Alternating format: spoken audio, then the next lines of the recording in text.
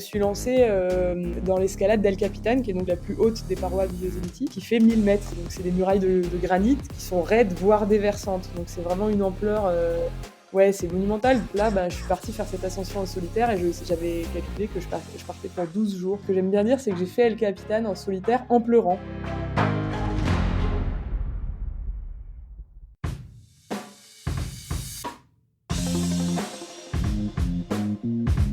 Hello hello, c'est Loïc Blanchard, le créateur et host du podcast indépendant Les Frappés. Je suis un ancien sportif de haut niveau, aujourd'hui reconverti en sportif aventureux, mais aussi entrepreneur, coach et préparateur mental certifié. Passionné d'outdoor et de défis en tout genre, j'ai voulu créer une communauté autour des valeurs de résilience, de dépassement de soi et de détermination, en vous offrant chaque semaine des conversations inspirantes avec des invités incroyables issus d'univers très variés. J'ai reçu aussi bien des athlètes olympiques que des entrepreneurs à succès, des aventurières professionnelles ou encore des anciens des forces spéciales. Leur point commun, la passion pour leur projet et l'audace de se lancer. Alors fonçons ensemble découvrir mon invité de la semaine. Excellente écoute à vous les frappés.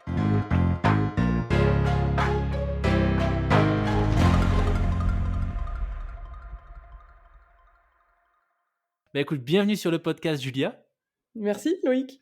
Je suis ravi de te recevoir. Merci beaucoup de nous avoir fait une petite place dans ton agenda super chargé pour partager un petit peu ce que tu fais.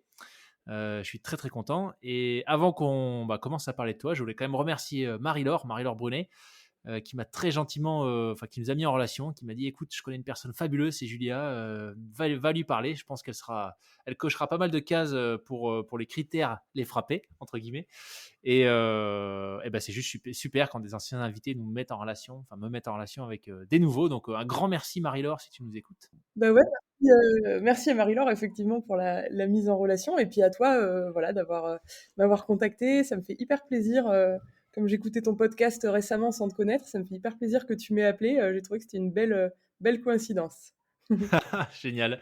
Écoute, ce que je te propose, c'est peut-être de commencer par nous dire ce que tu fais. Alors, normalement, dans la vie, ce que je fais, c'est que je suis guide de montagne. Voilà, ça c'est mon métier, c'est ma passion, c'est l'histoire de ces 20 dernières années. Et là, en ce moment, cette année, je suis à Saint-Malo pour un projet de course au large à la voile. Donc, un peu rien à voir. Donc, j'ai quitté les montagnes pour cette saison. Et donc, je m'entraîne à naviguer pour prendre le départ de la course en novembre, en double. Voilà. Excellent. Excellent. Moi, c'est quelque chose qui m'a tout de suite interpellé quand je suis allé faire un tour sur ton site, julia-guide.com. C'est vraiment ce mariage mer et montagne. Et je voulais peut-être commencer par ça, si ça te va. C'est quelque chose que je retrouve assez souvent auprès de navigateurs ou d'alpinistes, cette fascination pour ces deux univers qui sont au final différents. Je ne sais pas d'ailleurs, c'est ma question. Qu'est-ce qui fait, tu penses, que tu as eu cette fascination qui est venue un peu plus tard mais quand même qui est venu pour la mer? Il y a beaucoup de choses. Moi, je trouve que c'est quand même 2 univers qui sont vachement proches, en tout cas dans le positionnement qu'on a par rapport à ces univers, dans la place que l'homme, il a dans une nature aussi forte, aussi impressionnante. Du coup, j'étais pas du tout, partie pour avoir un bout de vie près de la mer. J'avais jamais, pratiqué de sport, nautique, donc c'était mal barré, mais pourtant dès que j'ai découvert ça, je me suis sentie aussi bien qu'en montagne. Enfin, disons, positionnée exactement de la même manière par rapport au milieu, avec moins d'expérience, tout à apprendre, etc.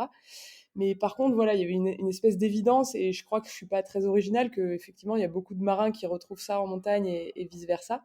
Et pour essayer de te l'expliquer, je dirais, moi, ce que j'aime, c'est que déjà, on est commandé, régi par les éléments eux-mêmes. C'est-à-dire que Hmm. t'as beau penser être quelqu'un, en fait, au final, ce sera jamais toi qui décideras.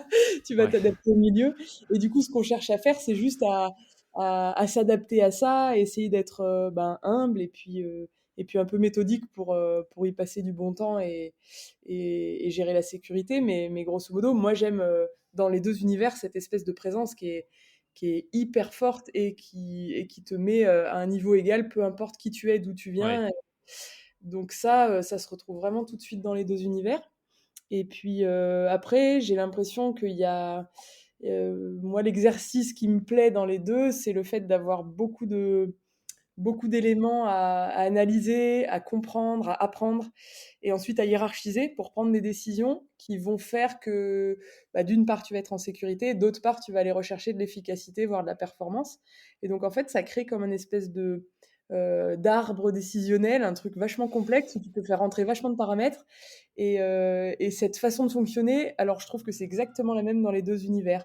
Donc, c'est peut-être aussi pour ça que c'est plus facile de retranscrire quand tu as développé cet arbre décisionnel dans un des deux domaines, de le retranscrire à l'autre, plutôt que de partir de zéro quand tu arrives d'univers où ça n'a rien à voir, quoi. Donc ça, c'est vraiment une petite gymnastique mentale qui, moi, me plaît énormément, qui est ce que j'aime en montagne et du coup que j'ai retrouvé immédiatement en mer. Donc voilà, maintenant le chemin que j'ai à faire, c'est d'apprendre tout le contenu pour mettre, et puis de prendre l'expérience pour remplir, pour étoffer un peu cet arbre-là. Mais par contre, la gymnastique, je me sens à l'aise avec ça, quoi. C'est mon ADN, quoi. C'est vraiment ce que j'aime. Ah, c'est super intéressant, ouais. Cet aspect, tu dirais que l'aspect technique également est important pour toi? Parce qu'il y a la Oui, notion de sécurité, mais l'aspect, enfin, en termes de, ouais. justement, dans l'arbre décisionnel, voilà, la façon dont je le vois moi de l'extérieur, c'est aussi que tu as un certain nombre d'éléments à maîtriser techniquement pour pouvoir t'aider justement à prendre ces décisions. Ouais, et puis pour moi, le côté technique, c'est que une des branches de l'arbre. C'est-à-dire que, Ok. on en parlera plus tard, mais moi, je forme beaucoup en alpinisme des équipes, on en parlera après. Et grosso modo, ce que j'enseigne, c'est de dire, il y a pas de niveau attendu. On peut avoir n'importe quel niveau, en fait. L'important, c'est de se faire plaisir et d'être en Hmm. sécurité. Et du coup, ce qu'on met sur cette branche-là, c'est de la conscience de son propre niveau. C'est-à-dire, ben, voilà où j'en suis, voilà ce que ça me permet de faire et voilà ce que ça ne me permet pas de faire.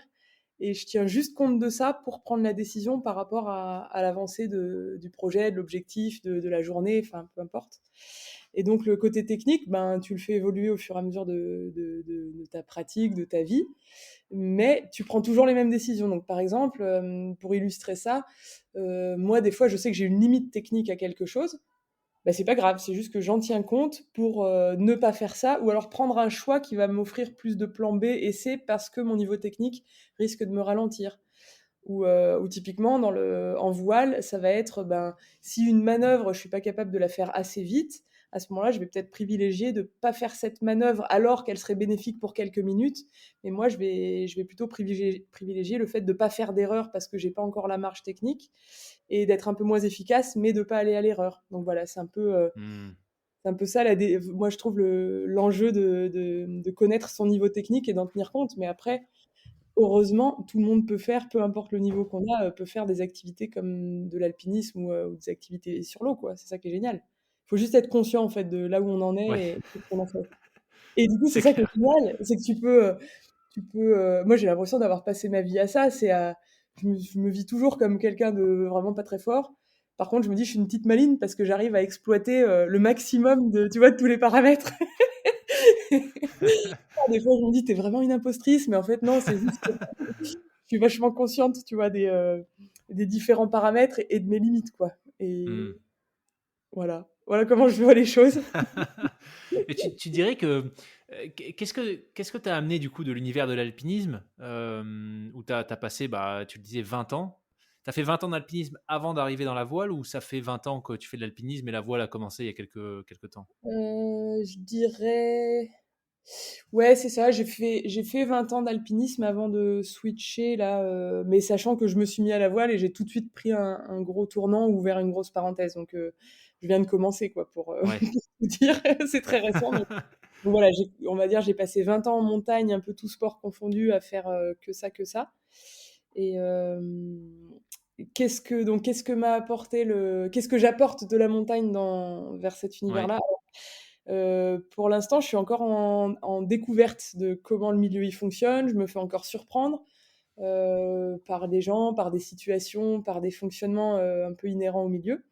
Et donc ma réponse, elle sera évolutive. Tu me la redemandes, tu me reposes la question dans un an, je te dirai autre chose. Aujourd'hui, je me dis, moi, je pense que ce que j'apporte moi dans ce milieu-là avec moi, c'est une grande rigueur parce que je pense que en haute montagne et encore plus quand tu es guide et que tu as la responsabilité de gens sur ta cordée, et ben une erreur, elle peut être fatale et elle va t'être reprochée. Donc en fait, on a toujours un énorme degré d'anticipation sur toutes les erreurs qui peuvent arriver. Alors de manière humaine, c'est-à-dire que c'est faillible, hein, il y a aussi des accidents, mais on essaye d'avoir toujours un, 2, 3 trains d'avance et d'avoir toujours un, 2, 3 plans de secours à toutes les situations, tout le temps. Et ça, sur des toutes petites situations de chaque minute, mais aussi sur des trucs plus empiriques pour la journée, pour la saison, pour ta carrière. Enfin, on est toujours à vraiment. Je pense qu'un bon guide, un bon montagnard, c'est quelqu'un qui anticipe énormément. Et du coup, c'est ce qui me surprend un petit peu dans le milieu de la mer, c'est que ils sont face à un univers qui est très changeant aussi, mais comme celui de la montagne, j'ai envie de dire, et ils fonctionnent beaucoup plus en dernière minute. Ils s'adaptent toujours en dernière minute, mais du coup, ils sont beaucoup moins dans l'anticipation. Euh, alors, voilà, je dis ni pour ni contre, mais par contre, ce qui est sûr, c'est que moi, j'ai pas ce fonctionnement-là naturellement et même dans tout ce que j'ai appris en montagne. Et donc voilà, je pense que ça reste quand même une qualité pour la montagnarde que je suis, c'est d'être extrêmement rigoureuse. Je laisse rien passer au hasard parce que Hmm. je suis habituée à ce que ce soit grave si je le fais. Donc je le fais pas. Je laisse pas de hasard quoi dans tout ce que je fais. C'est super intéressant ce constat que tu fais avec ton œil de montagnarde sur l'univers de la voile. Tu penses que ça vient de d'où cette différence de la façon dont les voileux abordent leur discipline? Moi, j'ai l'impression qu'il y a quelque chose. Alors, c'est des réflexions que j'ai en ce moment, hein, c'est pas du tout abouti, c'est juste des pistes auxquelles je réfléchis en ce moment. J'ai l'impression que les budgets, en fait, qui sont inhérents au monde de la course au large, ils Ah sont oui. pour beaucoup. C'est-à-dire que un projet de course au large, il ne marche qu'avec des énormes budgets. Donc, ça veut dire des sponsors ou des mécènes et qui sont reconduits ou pas. Et donc, en fait, les marins sont toujours à la recherche de partenaires. Et des fois, ça marche, des fois, ça marche pas. Et donc, en fonction de si ça marche ou pas, ça change complètement leur programme. Donc, des fois, quelques mois avant une course, ils savent pas s'ils vont pouvoir la faire. Ils savent pas si l'année d'après, ils vont pouvoir continuer à faire ça. Ils savent pas s'ils vont pouvoir se rémunérer. Donc, il y a quand même une énorme incertitude qui est liée au budget. Et par contre, bah, du moment où ils signent un contrat, d'un coup, il faut être capable de tout mettre, enfin que tout soit déjà mis en place en fait. Hmm. Donc c'est marrant, il y a une énorme anticipation parce qu'ils gèrent des projets d'une énorme ampleur, donc ils sont obligés d'avoir énormément d'éléments sous contrôle, et à la fois, ils sont obligés d'accepter que tout puisse se construire ou pas, se casser la gueule. Et du coup, j'ai l'impression que ça, c'est une partie des raisons pour lesquelles ça fonctionne beaucoup plus en dernière minute. Hmm. Parce que Ok. c'est vrai que moi, ils me disent, à chaque fois que j'évoque ça avec mes amis marins, ils me disent toujours, bah oui, mais le milieu évolue et ça me satisfait moyennement parce que je me dis, nous en montagne, c'est pareil, tu vois, les conditions avalancheuses, la météo, tous ces trucs-là, en fait, c'est pareil, on a les mêmes aléas qu'eux avec le vent, quoi. Donc je suis pas sûre que ça puisse être que ça, le fait qu'ils soient plus dans la réaction que l'anticipation. Mais Ok. bon, encore une fois, je fais des grandes généralités. Je suis sûre Oui, que oui. il y a il y a plein d'exceptions, mais c'est vrai que la moyenne est un peu différente des Hmm. montagnards. Alors peut-être pour revenir du coup sur ce premier amour qui a été la montagne, euh, comment est-ce que tu es tombé dedans, entre guillemets, et qu'est-ce qui t'a fait dire à un moment donné, ce sera guide, guide avec un aspect formation in fine? Ah ouais, alors là, l'histoire est du coup un peu longue. Je sais pas comment je vais résumer ça. Faut imaginer que moi, j'étais le genre d'enfant et d'ado qui faisait pas de sport. Ok. J'aimais pas ça, ça ne m'intéressait pas. J'arrivais toujours à être plus ou moins dispensée, tirée au sort, tu vois. C'était ce genre-là, quoi, une vraie fille qui voulait pas du tout faire de sport. Alors dans ma famille, il y avait il y avait quand même un esprit un peu montagne parce que mes grands-parents avaient un chalet à la montagne, un chalet de vacances, où moi j'allais passer des vacances tous les étés depuis ma naissance, où je retrouvais les cousins, où on allait faire des balades. Voilà, il y avait quand même un peu cette culture montagne. Et puis je pense que dans ma famille, du coup, il y avait aussi un peu le rêve de la haute montagne où ils avaient fait quelques courses avec guide. Enfin, je parle de ça, c'est mes oncles, mon grand-père. Il y avait eu quand même des petites incursions en haute montagne qui faisaient briller les yeux de toute la famille. Et ça, je pense que je l'ai, malgré moi, je l'avais intégré, quoi.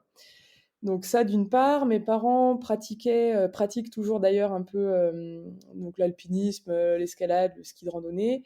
Mais moi, j'étais en révolte complète avec ça, hors de question de m'y faire mettre un pied. Donc j'ai une petite pensée pour tous mes profs de PS qui pourraient pas me reconnaître. J'ai pas dû retenir mon nom, j'ai pas dû les marquer. Et donc, voilà à quoi je ressemblais. Et à l'adolescence, du coup, un peu avec cet esprit dissident, je me suis mis au snowboard. Le snowboard, c'était pas vraiment du sport, c'était plutôt cool, c'était une manière d'être un peu rebelle, un peu différent. Je me suis trouvé quelques amis qui étaient là-dedans, et puis du coup, j'avais les posters, j'avais les photos collées dans l'agenda, enfin voilà, c'était à fond de snowboard. Et puis, donc ça, c'était à l'époque du lycée, donc je commençais à en faire vraiment beaucoup. Et là, Et tu vivais en station à cette époque? non, j'avais pas mal déménagé toute ma vie, donc j'étais pas nécessairement très montagne, mais par contre, mes parents habitaient vers Grenoble à ce moment-là. Donc, Ok.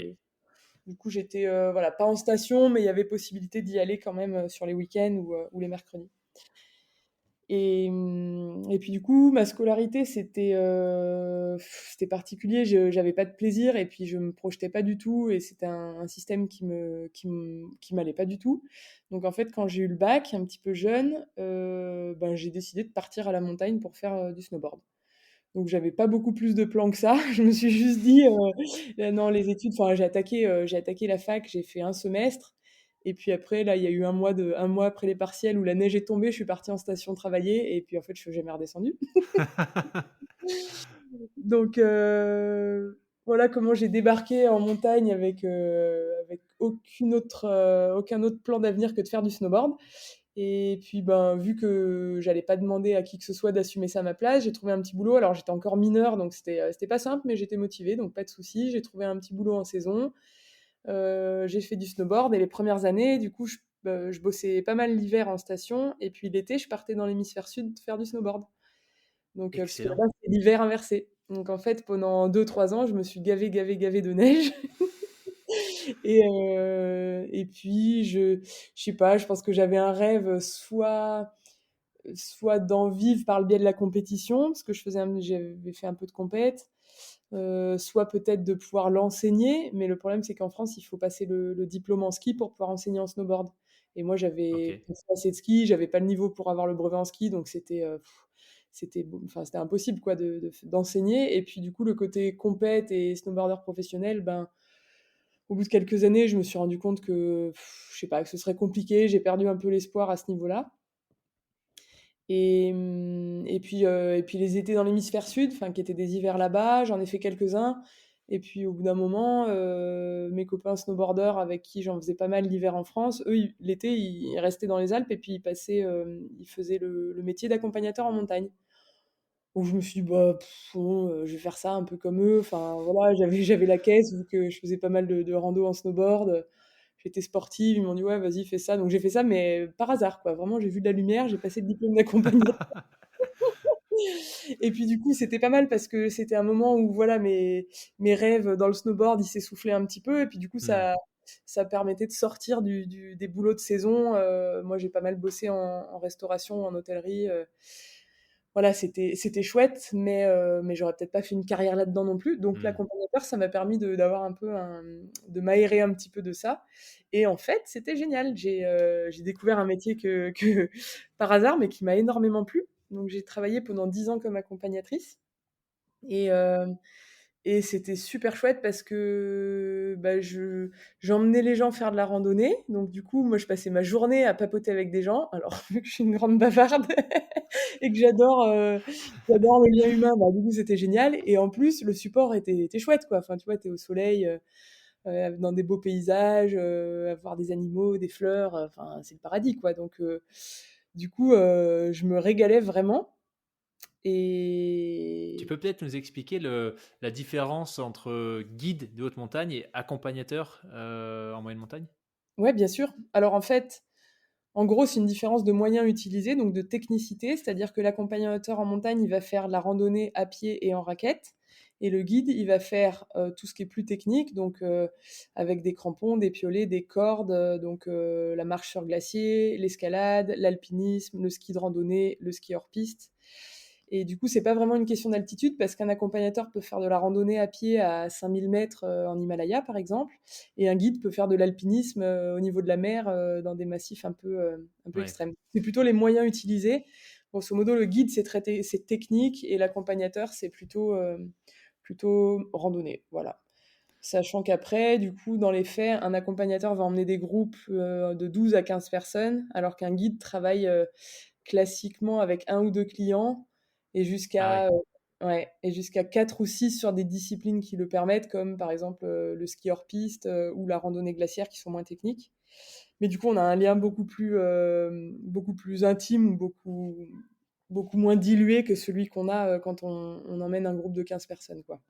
Donc d'accord. l'accompagnateur, il va avoir beaucoup plus un rôle social et de transmission de connaissances, etc.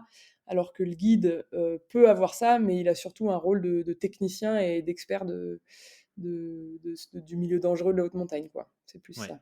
ok. Ouais, parce que j'avais regardé à une époque le parcours pour devenir, c'est AMM, c'est ça l'abréviation, accompagnateur Ouais. moyenne montagne? Et c'est vrai que je me rappelle qu'il y avait une notion quand même hyper importante de connaissance sur le territoire. Si je me trompe pas, il fallait, en fait, tu candidatais pour devenir, AMM, sur un et tu passais un examen où il y avait des questions liées à un territoire en particulier. Par exemple, je sais pas, les Préalpes ou, tu Ouais, vois, alors pas forcément un lieu géographique en particulier, mais par contre, c'est vrai que tu es questionné sur tes connaissances en géologie, en faune, en OK, flore, en patrimoine, voilà, donc tu as des prérequis pour pouvoir entrer en formation et ensuite, c'est le gros de la formation, c'est là-dessus, c'est sur tes compétences à connaître et transmettre toutes ces choses-là, quoi. Sachant qu'après, tu peux te spécialiser, donc tu as des accompagnateurs qui vont faire que d'un thème, d'autres qui vont être plus généralistes. Mais ouais, c'est plus un métier de transmission et de partage de ouais, ces connaissances-là, là où le guide, il va être plus sur la technique, quoi. super. OK, bon, bah, c'est beaucoup plus clair. Donc AMM, enfin accompagnatrice pendant 10 ans, tu disais? Pendant 10 ans, voilà, c'est ça. Donc en fait, pendant ces 10 ans-là, bon, le snowboard, ça commençait à être révolu dans ma tête, voilà, j'avais saturé et puis du coup, j'ai découvert l'alpinisme. Alors, j'avais quand même fait pas mal de snowboard en pente raide, donc j'avais déjà une notion de, tu vois, de la verticalité, de l'engagement, et cetera. Mais donc j'ai découvert, l'alpinisme au sens plus, escalade, les glaciers, enfin tout cet univers-là. Donc forcément, vu que je gagnais un peu de temps et d'énergie à plus faire de snowboard, bah, j'ai tout mis dans l'alpinisme. Accompagnateur, c'était mon métier, c'était pas, ma passion, mes loisirs et cetera. Donc en fait, tout mon temps libre, il passait dans l'alpinisme. Alors, ça a commencé par la cascade de glace un peu par hasard parce que j'ai commencé l'hiver et puis après, j'ai découvert tout le reste et je suis devenue complètement barjo à vouloir faire tout que ça. Donc du coup, pendant que je faisais mes saisons d'accompagnateur l'été, à travailler 6 jours sur 7, bah, le septième jour, j'allais faire de l'alpinisme. Dès que je finissais la saison, tac, je partais 2 mois en voyage, faire de l'alpinisme ou de l'escalade ou un truc. Je revenais l'hiver, je bossais encore en restauration, mais tous mes congés, je faisais du ski ou de la cascade de glace. J'avais négocié avec mon patron mes horaires pour pouvoir aller faire du ski de rando le matin avant de bosser. Enfin, c'était Ah ouais. Ah, tu devais ouais. avoir la caisse à cette époque. Enfin, j'imagine que tu l'as toujours aujourd'hui vu ce que tu fais, mais punaise, OK. Voilà, donc c'était Et vraiment, il y avait que ça qui tournait dans ma tête, quoi. Et et puis du coup, à ce moment-là, j'avais pas encore l'idée de faire guide parce que j'étais vraiment persuadée que c'était réservé aux autres, tu vois? Que c'était pas du tout accessible, que jamais j'aurais le niveau, que, c'était même pas de la pudeur à l'assumer, c'était vraiment que j'y croyais pas du tout, quand on me disait ça, enfin: «Tu feras guide un jour», j'éclatais de rire, quoi. J'ai dit: «Non, non, moi, impossible». Donc j'ai pratiqué comme ça pour moi un moment et puis j'ai eu envie de faire partie d'une équipe dont j'avais entendu parler, qui est l'équipe, nationale féminine d'alpinisme, qui est une équipe formée par la FFME, une des 2 fédérations françaises, d'alpinisme et donc c'est un cursus où les jeunes sont sélectionnés pour, 2-3 ans et elles sont formées donc par des guides et puis, elles partent un peu aux 4 coins d'Europe ou du monde pour progresser sur tous les terrains et à la fin, il y a une expédition, qui clôture le cursus et donc, je me suis entraînée pour ça. J'ai intégré cette équipe, voilà, pour 3 ans et donc ça m'a permis d'avoir une pratique entre femmes et ça, c'était très nouveau, en fait. Moi, j'avais pas connu ça avant et ça a changé ma vie, clairement. Parce que le rapport est hyper différent, donc le rapport entre nous et puis, du coup, le rapport de moi avec moi-même et ben, il a changé. Je pense que donc moi, je blâme personne, hein, vraiment, je pense que c'est culturel, sociétal, c'est, dans nos gènes, j'en sais rien, mais grosso modo, les femmes Moi, j'ai l'impression que de manière générale, elles ont du mal à se faire confiance et moi, j'étais vraiment complètement là-dedans. Et, et les hommes ont un côté un peu protecteur de manière générale. Et donc, ce qui fait que la situation classique, c'est tu es en montagne, une cordée mixte avec un homme et une femme. Si la femme, c'est son tour de grimper en tête, elle regarde la longueur à grimper, puis elle dit oh là là, ça a l'air dur, j'ai peur, je sais pas si je vais y arriver. C'est un schéma, hein, mais ça marche assez souvent. Bah, l'homme, de manière très sympa, va lui dire bah, si tu veux, j'y vais. Et la femme va lui répondre ouais, ok. Et du coup, je blâme personne dans les deux, mais le résultat au final, c'est que les femmes ont tendance à se mettre en retrait parce qu'elles ont peur de pas être assez rapides, de mal faire, d'échouer, de ralentir la cordée. Et les hommes veulent pas pousser les femmes trop loin parce que ben, quand on leur dit qu'on a peur, ils disent là, si elle a peur, c'est qu'elle a pas le niveau. Alors qu'en fait, c'est des choses très différentes. Hmm. Et du coup, entre femmes, moi, j'ai trouvé que c'était très différent. C'est, tu dis, ben, oh, cette longueur a l'air dure, j'ai peur, je sais pas si je vais y arriver. L'autre te dit, mais si, t'as fait vachement plus dur, t'inquiète pas, attends, tiens, je te donne à manger, et puis vas-y, de toute manière, c'est ton tour. Et puis vraiment, si t'y arrives pas, on trouvera une solution. Et bon, ben, hop, ça te rebooste un peu, puis t'y vas, et en fait, tu l'as fait, la longueur, quoi. Et ce lien-là, en fait, moi, il a été vraiment bon pour moi, quoi. Ça m'a vraiment poussé à un autre niveau que ce que j'avais avant, quoi.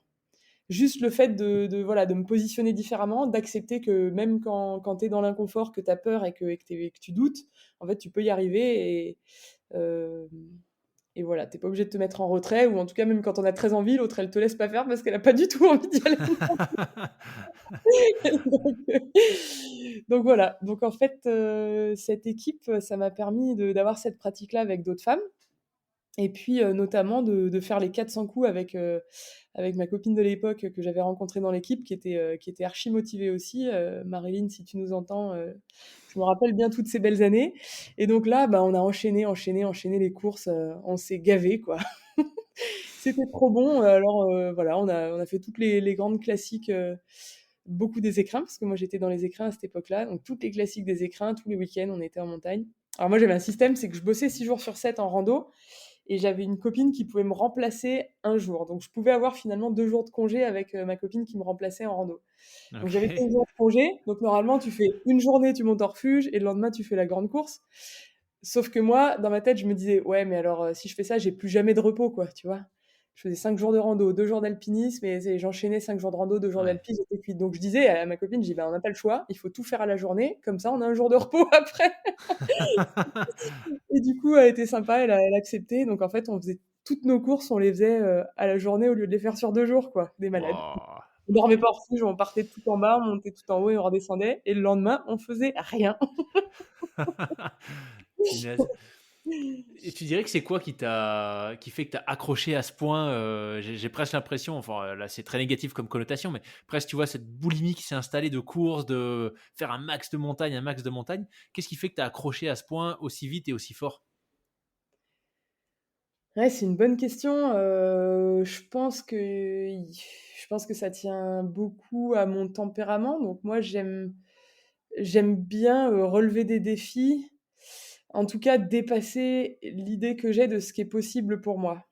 Je me Hmm. limite vachement, j'ai des croyances hyper limitantes sur qui je suis, ce que je peux faire, et comme beaucoup de gens, hein, c'est pas très original. Et moi, j'adore bousculer ça et m'empêcher d'être conditionnée par ça. Et, et puis du coup, moi, je trouve aussi qu'en montagne, c'est un terrain de création, parce qu'en fait, il n'y a pas une manière de faire, il y en a 1000. Et du coup, tu vois, cette petite anecdote de dire, bah tiens, nous, on fait les courses à la journée au lieu de les faire sur 2 jours, on terminait dans un sale état, hein, c'était pas glorieux. À la fin, on boitait en rentrant à la voiture tellement qu'on s'était mis des chantiers. Mais par contre, tu dis, bah ok, ça c'est un style, c'est ton style, quoi, tu vois, c'est la manière dont tu aimes faire les Hmm. choses.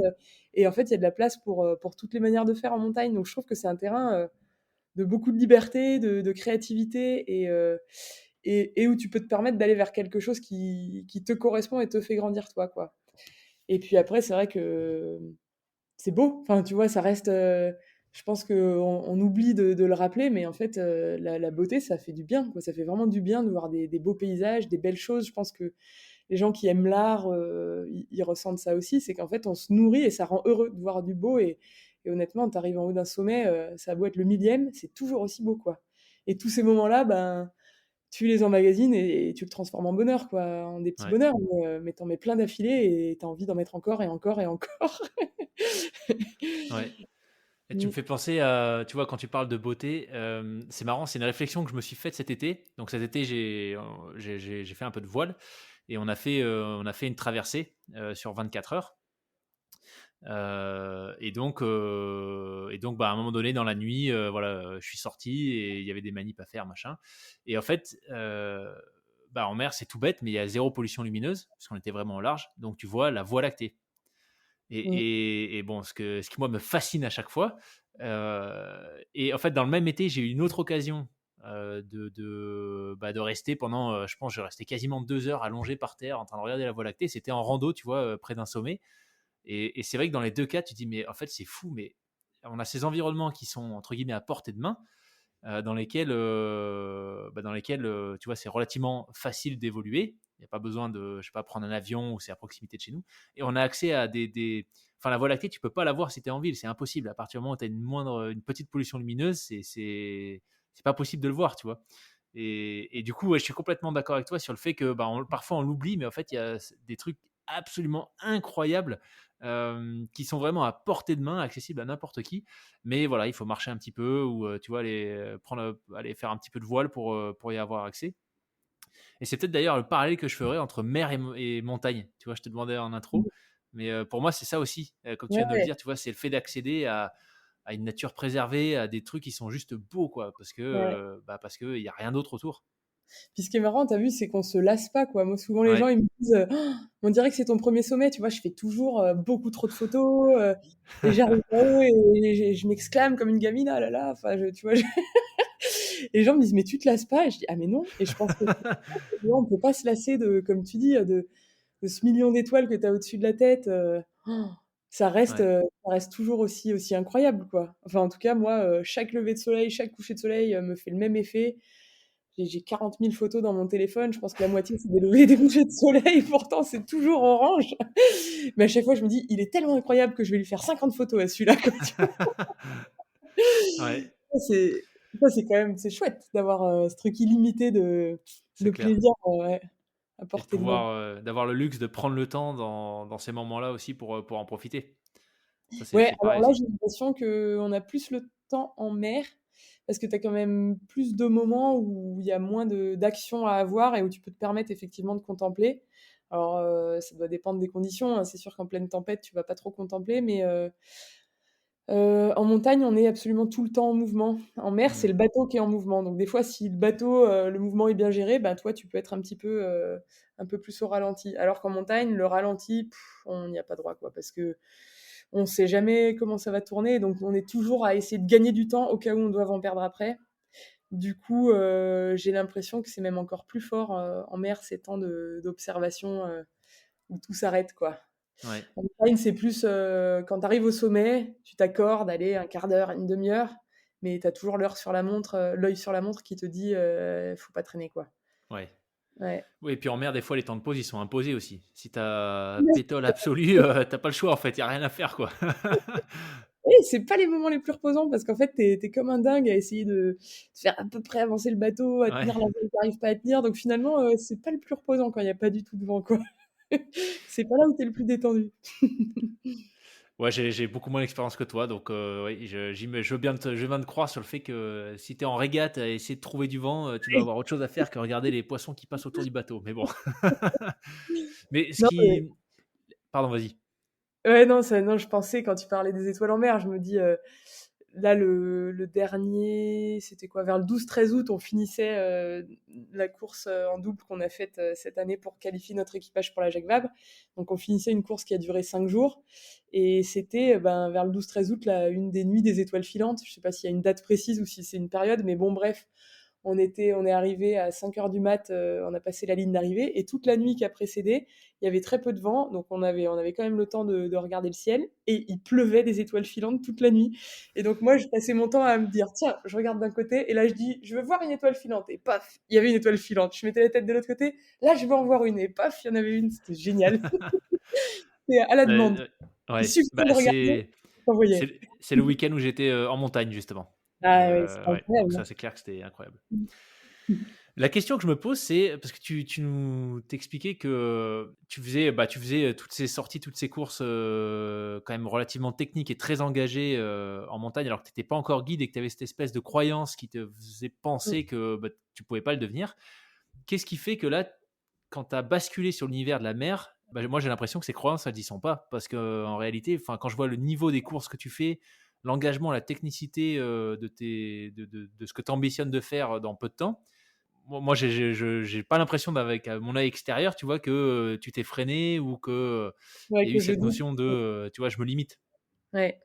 Ouais, c'est assez marrant, ce que tu dis, c'est intéressant, c'est quelque chose chez moi qui surprend souvent les gens. Quand je dis que j'ai pas confiance en moi, les gens me croient pas parce que, bah, peut-être que parce que j'ai une carapace, peut-être parce que j'ai fait des gros trucs, je sais pas ou alors après, voilà, dans le secret de mes pensées, de mon intimité ou de mon chez moi, c'est un peu différent.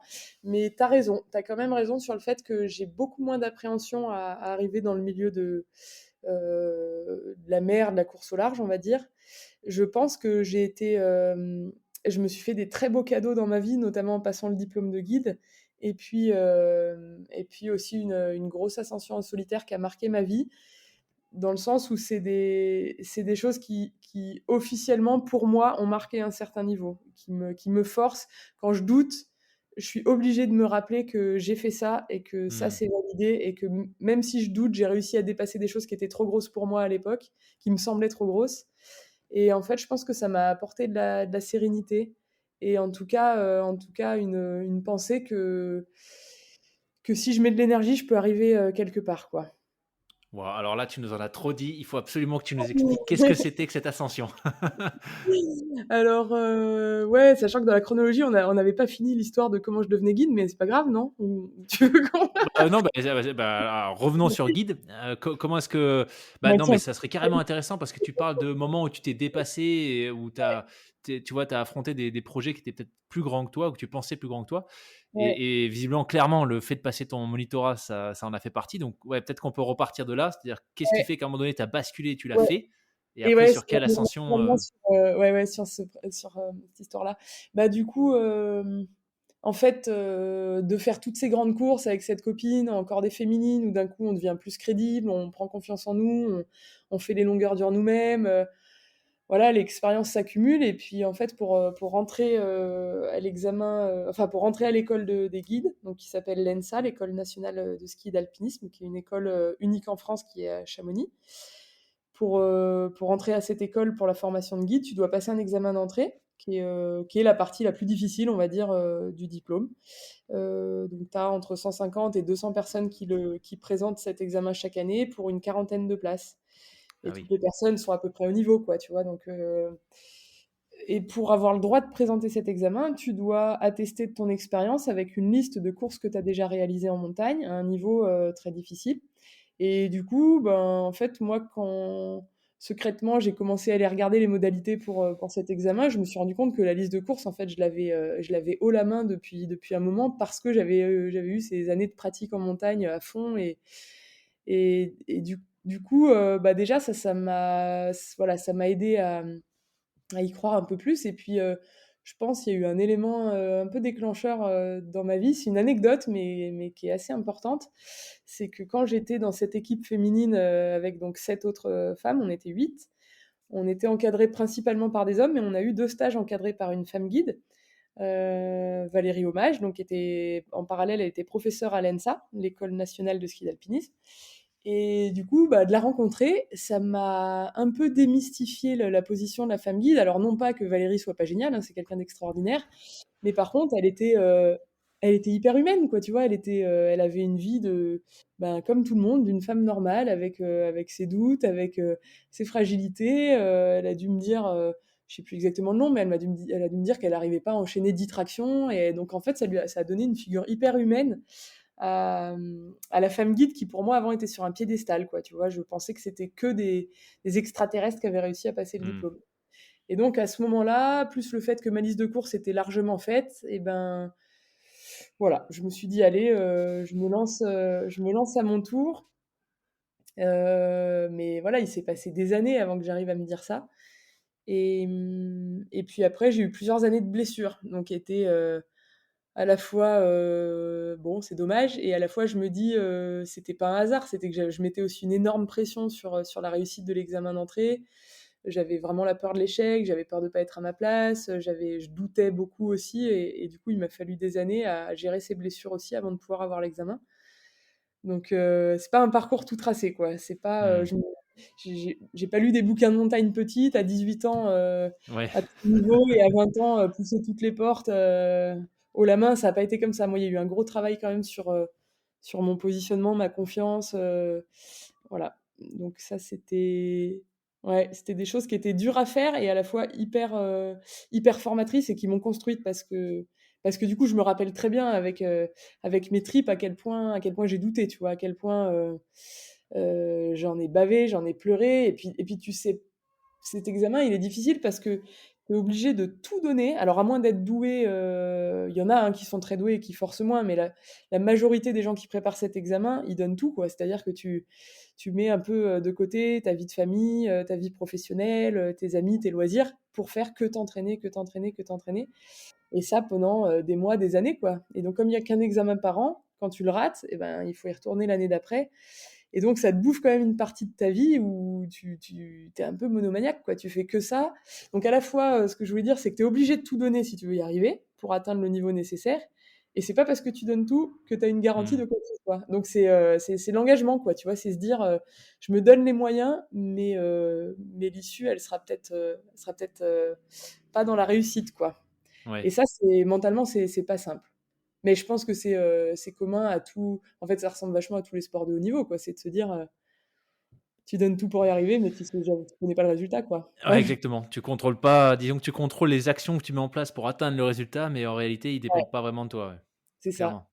Mais c'est super, c'est super intéressant ce que tu dis sur le enfin tous ces exercices d'introspection, de comprendre comment est-ce que tu fonctionnes, prendre connaissance de tes croyances, par rapport à l'examen. Parce que c'est vrai que, enfin moi typiquement et pourtant, j'adore la montagne et tu vois, je pense que, j'ai lu pas mal de récits d'alpinistes, j'ai déjà discuté avec pas mal de guides, mais j'avais jamais vraiment entendu avant, ce volet, encore une fois, développement personnel entre guillemets. Pour moi, guide de haute montagne, c'était, des monstres techniques et des mecs, qui ont 4 cœurs et 20 poumons quoi, tu vois? C'est tout. J'avais pas forcément, conscience, comme tu dis, du fait que, bah, oui, bon, déjà chacun a son parcours, mais que, évidemment que, c'est un petit peu, bah, un petit peu comme si tu préparais, des championnats du monde, quoi. Tu vois, il y a, l'engagement, le fait d'être, bah, d'être sûr de où est-ce que tu vas, les sacrifices que ça implique, voilà, il y a pas que l'aspect technique et Mmh je fais 30 courses par semaine, quoi. Donc c'est et ouais. super intéressant de voir que, bah, voilà, toi, ça a été tes challenges et qu'au final, ce qui est génial, c'est bah, c'est de voir que tu as réussi à surmonter tout ça. Ouais et puis moi, ce qui était dingue, c'est qu'il y avait ces blessures qui étaient, bah, c'était drôle, hein, tu vois? Bien sûr, tu peux dire: «Oh bah non, c'est un hasard, c'est pas de chance, tu t'es tordu la cheville», mais en fait, c'était toujours très symbolique. C'était placé juste avant les examens, c'était, je vais pas dire que c'était de l'auto-sabotage parce qu'on n'en sait rien et c'est juste une théorie, mais en tout cas, ça m'obligeait à vachement me remettre en question, quoi, à me dire: «Pourquoi je me blesse, Mmh. à ce moment-là, de cette manière-là?» Et puis du coup, les gens y allaient de leurs commentaires, tu vois? Moi, j'ai eu pas mal de gens qui me disaient: «Oh là là, tu t'es blessé, 2 fois de suite juste avant de passer ton examen, bah, il faut peut-être te poser des questions, c'est peut-être pas pour toi» et ça, moi, ça résonnait en moi, mais d'une manière, triste parce que je me disais: «Non, c'est pas vrai, quoi. C'est pas ça. C'est pas que je suis à la mauvaise place», et donc j'ai cherché pendant longtemps, le sens, quoi, de ces blessures et de pourquoi j'arrivais pas à pousser la porte. J'avais jamais raté l'examen d'entrée, j'avais juste pas réussi à aller faire toutes les épreuves à cause de mes blessures et en fait, un jour, j'ai eu, par hasard une conversation avec une nana qui m'a dit, «Mais en fait, ce qui t'arrive, ça a aucune importance. L'important, c'est ce que toi, t'en fais» Mmh. et ça a été un déclic, alors que c'est vraiment une pensée toute bête, mais moi, le déclic, ça a été de me dire: «Aujourd'hui, après, donc 2 années de blessures consécutives, je suis encore plus motivée qu'avant mes blessures». C'est-à-dire que j'ai aucun doute sur le fait que je vais y retourner et que je veux faire ça, quoi et ce qui a été génial, c'est qu'en fait, ça a vraiment assis ma motivation et ça m'a rendue plus forte et après, du coup, après 2 années de blessure, ce que j'ai fait, c'est que je me suis dit: «Bah, maintenant, il faut que je travaille mon positionnement face à l'examen» et donc là, j'ai fait pas mal de sophro, j'ai beaucoup bossé en visualisation et en fait, mon objectif n'était plus d'avoir l'examen, mais était d'être capable de donner, 100 de mes capacités ou 99, on va dire et le résultat, j'avais accepté de m'en détacher. Et c'était assez marrant, c'est que les gens qui m'avaient connu les 2 premières années où je me préparais, où je me suis blessée et qui m'ont vu cette troisième année où j'avais fait 6 mois de travail vraiment sur mon positionnement par rapport à l'enjeu, ils m'ont dit: «Ah ouais, mais là, c'est juste pas la même personne». Alors que techniquement, j'étais pas plus forte, j'avais maintenu mon niveau, mais j'avais pas gagné. Mais par contre, j'étais indestructible à ce niveau-là, quoi. C'est-à-dire que j'étais décidée à donner ce dont j'étais capable et à le rater si ce niveau-là ne suffisait pas, tu vois? Et ce qui est marrant, c'est Waouh. que, ouais, à tel point qu'en fait, donc on a plusieurs épreuves et en fait, j'ai pris la meilleure note que j'ai pris à toutes les épreuves, c'était là où j'avais, mon point faible et c'est là où j'ai fait le plus de points tellement que, tu vois, dans ma tête, c'était posé, j'étais là pour donner mon max et donc je l'ai donné, quoi. Waouh! Et ce qui est Tu sais à marrant, qui c'est tu me fais penser à j'ai eu vraiment la chance d'avoir 3 invités, sur le podcast.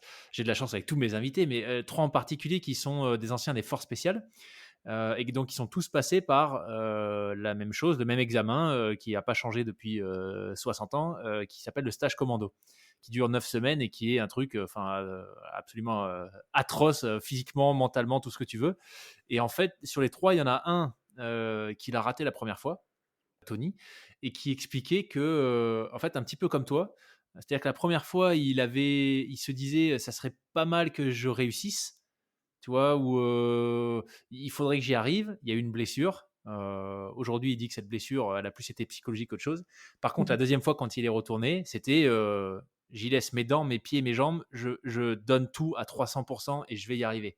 mh, Et c'est vraiment un discours que j'entends, que j'ai aussi entendu avec Anthony Bourbon, qui est entrepreneur, pas forcément sportif aventurier, mais entrepreneur, et qui disait la même chose, qui a créé une boîte qui vaut 300 millions 4 ans plus tard, et qui disait, mais j'aurais pu créer une boîte de slip ou d'alcool ou n'importe quoi, ça aurait marché parce que j'ai une détermination à toute épreuve. mmh. Et c'est clairement ce que j'entends avec toi et quand tu en parles, d'ailleurs, enfin là, moi j'ai de la chance, je te vois, mais pour les auditeurs, les auditrices, je pense qu'ils l'entendront aussi. La façon dont tu l'as dit, tu vois, c'était vraiment, voilà, je suis revenu, j'étais déterminé. Ça s'entend, tu vois? Donc je trouve ça juste génial de voir comment tu as réussi, à rebondir et à changer ton état d'esprit en te disant, «Je donne tout, 300 quel que soit le résultat». Puisqu'encore une fois, le résultat, bah, c'est voilà, on ne le contrôle Ouais, pas vraiment, mais par contre, on ouais, contrôle, ce voilà, la façon dont les actions qu'on met en place. ouais. Et Mais ça du ça coup, tu l'as fait de façon empirique toute seule ou tu as été, accompagnée? et ben, j'ai été accompagnée, voilà, par un gars qui faisait un peu de la préparation physique et qui était kinésiologue et sophrologue à côté. Donc qui était quelqu'un OK. qui alliait vraiment et la performance et tout le positionnement mental autour. Voilà, qui a eu, je pense, une grande importance pour moi, dans ce passage-là parce que d'une part, il comprenait le fonctionnement de l'entraînement, d'une échéance, donc il était vraiment dans des sports, poussés et puis à la fois, il connaissait aussi les rouages des différentes personnalités, et notamment de la mienne et des complications que j'avais, quoi. Et puis après, moi, j'ai mis beaucoup de régularité, c'est-à-dire que je m'entraînais, bah, mentalement, en plus du boulot physique, je me forçais à m'entraîner entre une demi heure et une heure tous les jours, 5 jours par semaine, à faire, bon, bah, tout un petit circuit, si tu veux, comme tu ferais un circuit training, de préparation physique. Bah, moi, du coup, je le faisais mentalement. Donc j'avais, tout un conditionnement pour me détendre et puis en état de détente, aller a ancrer, tu vois, des images positives et puis de ces images positives, travailler des points techniques spécifiques et que je remettais en pratique le lendemain dans mes journées d'escalade ou de pratique, de la montagne. Donc en fait, c'était vraiment, j'étais hyper assidue cette année-là et ça m'a fait du bien, tu vois? Ça m'a donné un cadre aussi à me dire: «Bah, je sais où je mets mon énergie, même si j'ai aucune garantie du résultat, moi, c'est méthodique, quoi. C'est méthodique, je mets le volume qu'il faut là-dessus» et donc j'ai passé, voilà, le temps que j'aurais peut-être passé d'habitude à stresser et à imaginer le pire, bah, là, je le passais à me calmer et à, au contraire, faire du positif pour mon moral et je pense que c'était super, quoi et notamment, ça m'a permis d'arriver aussi beaucoup plus solide à l'entrée en formation.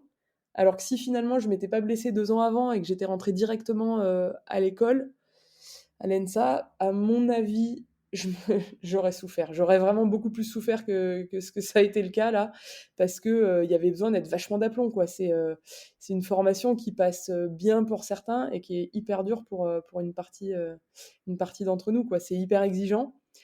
Et donc finalement, le travail que j'avais fait pour l'examen d'entrée, juste pour quelques épreuves de cet examen, bah, elle m'a vachement servi pour tout le positionnement dans la formation. Donc heureusement, enfin, tu vois, Un c'est mal pour un facile à bien. dire quand ça a marché, mais ouais. Voilà, c'est ça. Maintenant, je me dis Super. que ça a eu une utilité, quoi, ces Ouais. échecs-là. Et puis, par contre, après, c'est facile maintenant d'avoir le sourire et puis de dire c'était bien, mais il fallait me voir, c'était le drame, quoi. Enfin, tu vois, chaque blessure où je perdais un an, c'était de la torture, quoi. Mais, euh, mais bon, voilà, je suis là aujourd'hui, donc. Et émotionnellement, comment est-ce que tu as réagi quand tu as eu la réponse positive que ça y est, t'intégrais la formation et que c'était bon? Euh, Ben, c'est assez drôle parce que en fait, t'as eu des épreuves l'hiver et des épreuves l'été. Donc, le gros de l'examen, il est l'été. On a 15 jours d'épreuves. La première semaine, c'est tous les jours une épreuve technique différente. Avec le soir, ils affichent la liste des admis pour le lendemain et les autres rentrez chez eux, revenez l'an prochain.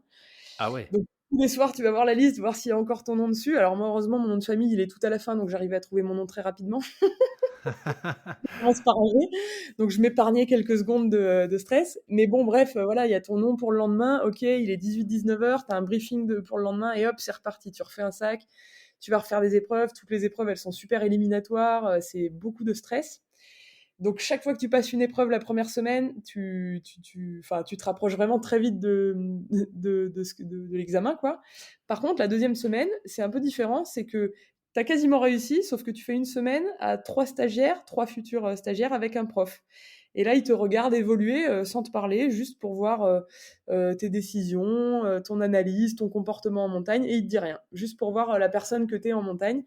Et donc, tu fais toute la semaine avant de savoir si ils valident quand même ton attitude d'alpiniste. Et donc, c'est une semaine qui est un peu moins stressante parce que t'as pas voilà, la guillotine au-dessus de la tête tous les soirs, mais t'es quand même pas super détendu. Mais il y a moins d'échecs pour cette deuxième semaine. Et en fait, ce qui est drôle, c'est que moi, j'ai fait une belle boulette le dernier jour de cette deuxième semaine. Donc après, t'imagines, 3 ans d'inscription, de blessures, d'entraînement, de machin.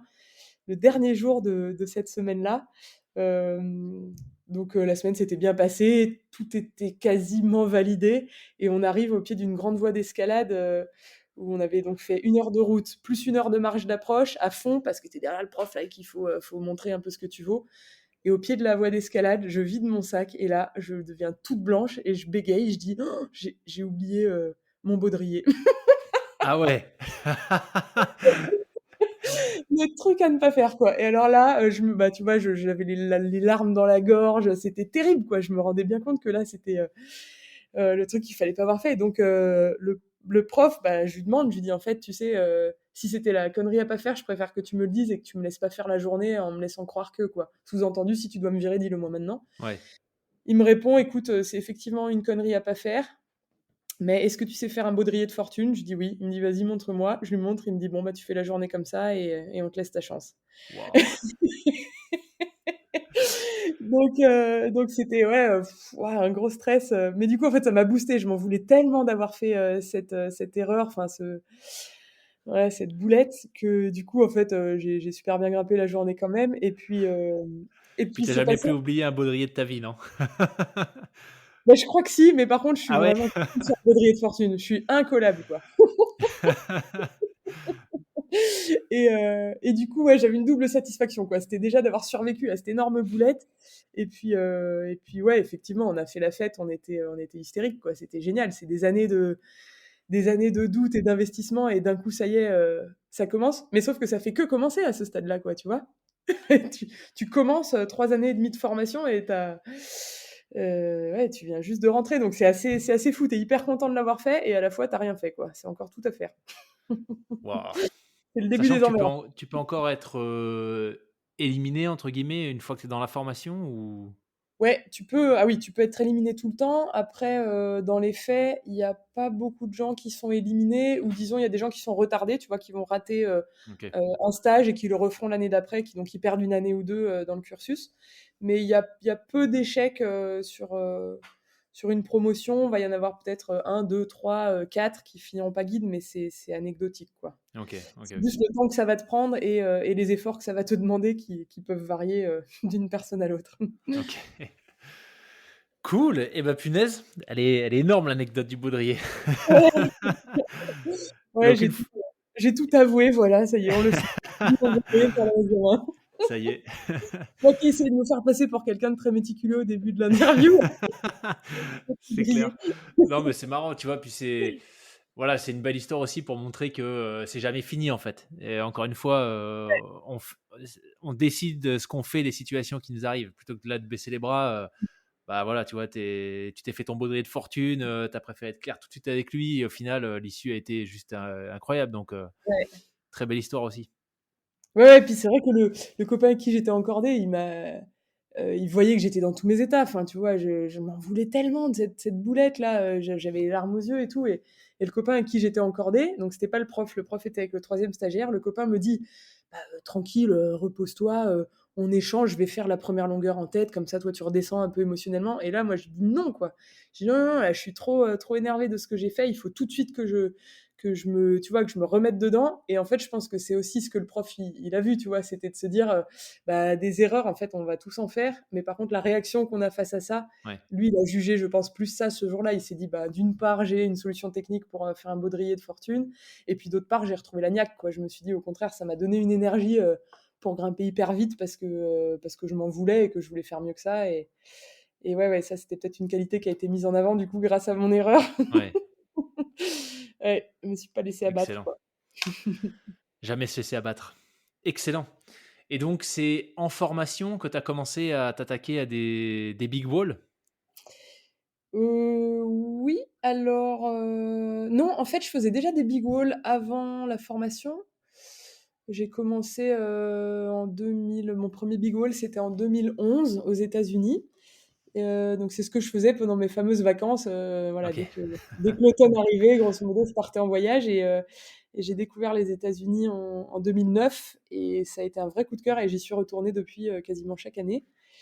Et donc, notamment, les big walls aux États-Unis, on en fait pas mal dans le parc du Yosemite, dans l'ouest en Californie. Et c'est des gros murs, en fait, dans lesquels on passe des nuits parce que c'est trop haut pour arriver à les gravir en une journée. Donc moi, j'avais commencé les big walls à deux, tu vois, en cordée un peu classique, comme tu fais une grande voie à deux, sauf que tu dors en plus et tu hisses des sacs parce que tu as tout le matériel, la nourriture, l'eau, etc. C'est là où tu dors sur ces plateformes, ça, Ouais. des plateformes de, c'est quoi? C'est de la toile tendue sur que tu peux démonter et du coup tu le transportes un peu plus haut le lendemain et t'enchaînes les nuits comme ça? Ouais, exactement. Ça ressemble à Waouh!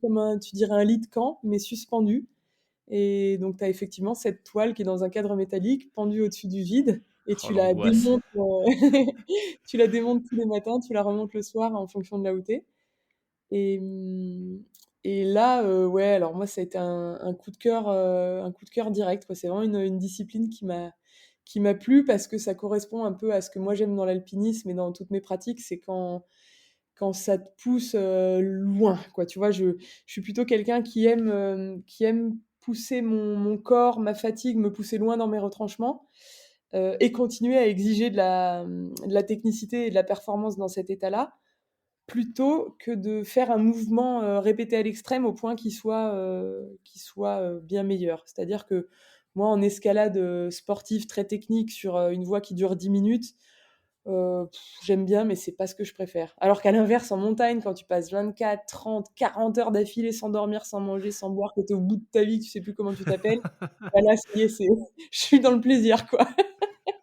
Un petit côté un peu masochiste. Et du coup, le big Waouh! wall, c'est génial pour ça, c'est que tu fais une journée, t'es déjà au bout de ta vie, quoi. T'as déjà tout donné en une journée et tu dis, ah, il en reste encore 3, 4 derrière, quoi. Et donc, c'est empiler des énormes journées les unes après les autres, c'est génial. Ouais. C'est exactement ce que j'aime, c'est beaucoup trop, quoi. Et donc c'était devenu un peu un rituel, tu vois, d'aller grimper tous les ans ou tous les 2 ans aux États-Unis et de faire une partie du voyage dans le parc Yosemite pour grimper ces fameux big walls. Et par contre, ce que je me suis mis à faire pendant que je passais le diplôme de guide, c'est que je me suis mise à faire ça en solitaire. Voilà, et c'est là où tout à l'heure j'ai un peu évoqué ces fameuses ascensions en solitaire. J'ai pas fait du tout de solitaire en haute montagne, en alpinisme. D'ailleurs, j'ai jamais rêvé de faire du solitaire ou jamais trouvé ça classe. Enfin, c'était vraiment pas du tout une valeur que j'avais au fond de moi. C'était plus un concours de circonstances une année qui fait que j'avais un billet d'avion pour aller aux États-Unis avec une copine. J'avais quand même depuis quelques mois cette idée de solitaire qui trottait dans ma tête en me disant, je sais pas, c'est peut-être une mauvaise idée. Et puis la copine s'est blessée et le billet d'avion n'était pas remboursable. Ah. Et ben du coup, je me suis dit: «Allez, est-ce que ce serait pas un signe?» Donc je suis partie aux États-Unis toute seule, du coup, vu qu'elle pouvait pas, et c'est là que j'ai commencé à faire ma première ascension en solitaire. Et donc après, j'ai remis ça chaque année pendant 3 4 ans. Je suis allée, tous les automnes grimper en solitaire, au Yosemite, quoi. Et donc cette ascension où tu disais, tu as fait quelque chose de vraiment plus gros que toi et que tu t'en rappelles, c'est peut-être ça qui fait que maintenant dans la voile, tu as plus confiance que quand tu avais attaqué l'alpinisme. Il y a eu une ascension en particulier en solitaire où tu t'es dit: «Là, là j'ai passé un cap», ou Ouais. c'est la succession de Non, non, plusieurs non, non, ascensions? non, non, tu raison. Il y a une ascension qui, moi, a marqué tout mon être à vie, hein. Je pense pas trop m'avancer en disant ça, mais non, non, j'en ai une en particulier dans mon cœur qui est très importante, même si tout le cheminement pour y arriver a été important et hyper riche. En tout cas, cette ascension dont je parle, c'est donc la troisième année où je suis allée faire du solitaire là-bas. Je me suis lancée dans l'escalade d'El Capitan, qui est donc la plus haute des parois du Yosemite, qui fait 1000 mètres. Et c'est des murailles de granit qui sont raides, voire déversantes. Donc c'est vraiment une ampleur. Ah ouais, Ouais, c'est monumental. Souvent, si tu fais tomber un truc, il touche même pas la paroi, il tombe dans la forêt au pied direct, quoi, tu vois. C'est vraiment très très waouh! raide. Ouais, c'est super impressionnant. Et du coup, 1000 mètres, normalement, quand tu fais ça en cordée avec quelqu'un d'autre, où tu grimpes en réversible en tête chacun ton tour, et où tu répartis tout le travail entre deux personnes, tu mets à peu près 4 jours, on va dire 3 4 jours pour faire cette ascension. Et donc moi, en solo, ben, alors, il faut que je précise que c'est du solo encordé que je fais. C'est pas comme souvent on pense à Alex Honnold qui est Oui. très connu, qui grimpe juste avec son petit sac à pof autour de la taille et rien d'autre, et qui met 4 heures à arriver au sommet du truc. Et si jamais il fait une erreur, ben, il tombe. Moi, c'est pas du tout ça, c'est des techniques un peu particulières, mais où j'utilise les cordes comme si j'étais encordée avec quelqu'un. Sauf que bah, du coup, c'est en fixant des cordes, en redescendant, en remontant, etc. Et que je monte, mais du coup, je monte et je descends pour défixer tout ce que j'ai fixé pour pouvoir être assurée. Et puis, une fois que j'ai fini l'escalade, il faut que je lisse mes sacs. Donc, en fait, je fais à peu près 3 fois le travail que je fais si je suis encordée de deux. OK. Donc donc moi dans mes statistiques, des années d'avant, je savais que, bah, je mets 3 fois le temps en solitaire, du temps que je mets en cordée. Donc j'avais déjà grimpé sur El Capitan plusieurs fois, en cordée de 2, et à chaque fois ça nous avait pris 4 jours, 4 5 jours. Donc là, ben, je suis partie faire cette ascension en solitaire, et j'avais calculé que je partais pour 12 jours. Wouah! Oh punaise! Mais du coup, avec tous Donc les challenges que ça implique, parce que au delà du fait que tu fais 3 fois la distance, en gros, enfin 3 fois le travail, 12 jours, ça veut dire, niveau nourriture, l'eau, parce que bon, bah, l'eau, comment tu fais pour l'eau, par exemple? Tu ouais, as ben, 12 jours alors d'eau avec toi? ouais, c'est ça. Tu as 12 jours d'eau, donc forcément, tu en prends moins que ce qu'il te faudrait parce qu'il faut la hisser, donc c'est hyper lourd et c'est beaucoup de fatigue. Donc tu acceptes de te déshydrater. Donc ça, moi, l'avantage, c'est que ça faisait 10 ans que je faisais des big hauls, donc je savais exactement, tu vois, quelle quantité d'eau je pouvais me permettre de prendre pour tenir l'effort et sans porter trop. Donc c'est mesuré, enfin, tu vois, je savais exactement tout ce qu'il me fallait. En nourriture, pareil. Et effectivement, je suis partie pour les 12 jours, j'avais 60 litres de flotte dans le sac, donc 60 kilos d'eau, Wouah! plus la nourriture, plus ma plateforme pour dormir qui s'appelle un portaledge, plus le duvet, une corde en rab, du matos, le duvet, des fringues, des batteries. Enfin, voilà, il y a tout un gros chargement. En fait, quand je suis partie dans la voie, j'avais sur moi ou sur le rocher le matériel technique, les coinceurs, tous ces trucs qu'on utilise pour l'évolution, et les cordes. Donc ça, c'était fixé sur le rocher dans mes longueurs. Par contre, le chargement que je hissais du pied d'une longueur en haut d'une longueur faisait 120 kilos au départ. Ah ouais. Voilà, donc ça veut dire que 120 kilos, j'ai beau être costaud, je suis incapable de déplacer 120 kilos comme ça à main nue. Donc, je suis obligée de mettre en place des systèmes de mouflage, de palans, enfin, tu vois, une démultiplication, en fait, des forces grâce à des systèmes de poulies et de bloqueurs, qui fait que je peux réduire le poids de mon chargement. Mais par contre, l'inconvénient, c'est que moi, je réduisais de 3 pour 1. C'est-à-dire que mon sac, il faisait l'équivalent de 40 kilos au lieu de 120, enfin mes sacs, plus on va dire les frottements. Donc j'étais à plus que 40 kilos en termes d'effort. Mais par contre, je hissais 3 fois la longueur, vu que je divisais par 3 Eh pour 1 oui. mon poids, le système de mouflage. Donc ce qui fait que en fait, le mur qui faisait 1000 mètres, moi j'ai hissé au minimum 3000 mètres de sac, tu vois. Oh, Et vu que punaise. chaque longueur, vu que mes cordes étaient fixées, bah, il fallait que je redescende et que je remonte. Moi, voilà, j'ai descendu enfin, j'ai monté et descendu 2 fois la montagne au minimum, quoi. Et ça, c'était quand tout se passait bien et qu'il y avait rien qui coinçait. Sinon, hop, je gagnais un aller-retour au relais du dessous. Donc en fait, c'est ça qui est très long en solitaire, c'est que tous les efforts sont plus longs, quoi. Tu triples à peu près tous tes efforts. Et, euh, et puis un autre paramètre, c'est qu'en fait, t'as pas de relais ni à ta fatigue, ni à tes émotions. Il n'y a personne pour te relayer, il n'y a personne pour t'encourager. Donc ça veut dire que quand tu es diminué par de la fatigue ou de l'émotion, et ben, tu restes avec ça et faut composer avec. Et donc, voilà, ça impacte plus ou moins selon les personnes, je pense, en Ouais. tout cas pour les émotions. Et pour la fatigue physique, ben, on imagine bien que quand tu grimpes à deux, celui qui assure le grimpeur, ben, en fait, il a 1 heure ou deux où il peut un peu regarder le paysage, écouter de la musique, en faisant filer la corde, tu vois, gentiment, il se repose, quoi. Alors que quand tu es en solitaire, chaque minute est remplie. Donc si une journée, elle dure 15 heures, ben, quand tu es à deux, tu vas avoir 10 heures d'effort, on va dire, sur les 15 heures. Quand tu es tout seul, c'est 15 heures. Donc du coup, tu cumules aussi vachement plus de fatigue quand tu es tout seul. Et puis il y a un autre critère auquel je pense, c'est quand tu pars sur 15 jours au lieu de 4, comment tu fais pour la météo? Parce que j'imagine que tu as pas des prévisions hyper précises à 12 jours et donc si tu te retrouves au milieu de la voie, tu fais quoi avec un orage de ouf? Ah, honnêtement, ça, c'était ma terreur. C'était vraiment le truc qui me faisait le plus peur, c'était la météo. Donc moi, je suis partie le début, j'avais un créneau de beau, de sûr pour les premiers jours, c'était anticyclonique parfait. Donc je me suis dit, bon, bah ça, c'est déjà pris.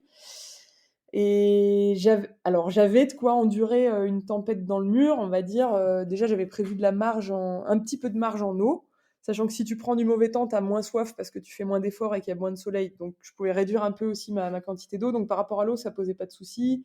La nourriture, je pouvais aussi un petit peu serrer la ceinture. Donc, pour tenir, après, moi, j'étais équipée avec donc la plateforme de paroi. Tu peux l'équiper avec un abri, un fly, c'est comme une tente que tu mets par-dessus. Ouais.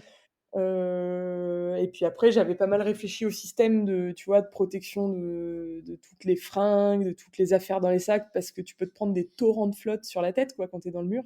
Donc j'avais théoriquement les moyens voilà, d'être là dans le mur à regarder le mauvais temps, sauf que moi, ma peur principale, c'était de me dire, mais là, si t'es pris dans un orage énorme ou tu vois, une tempête avec des éclairs, t'es quand même que sur du métal, quoi.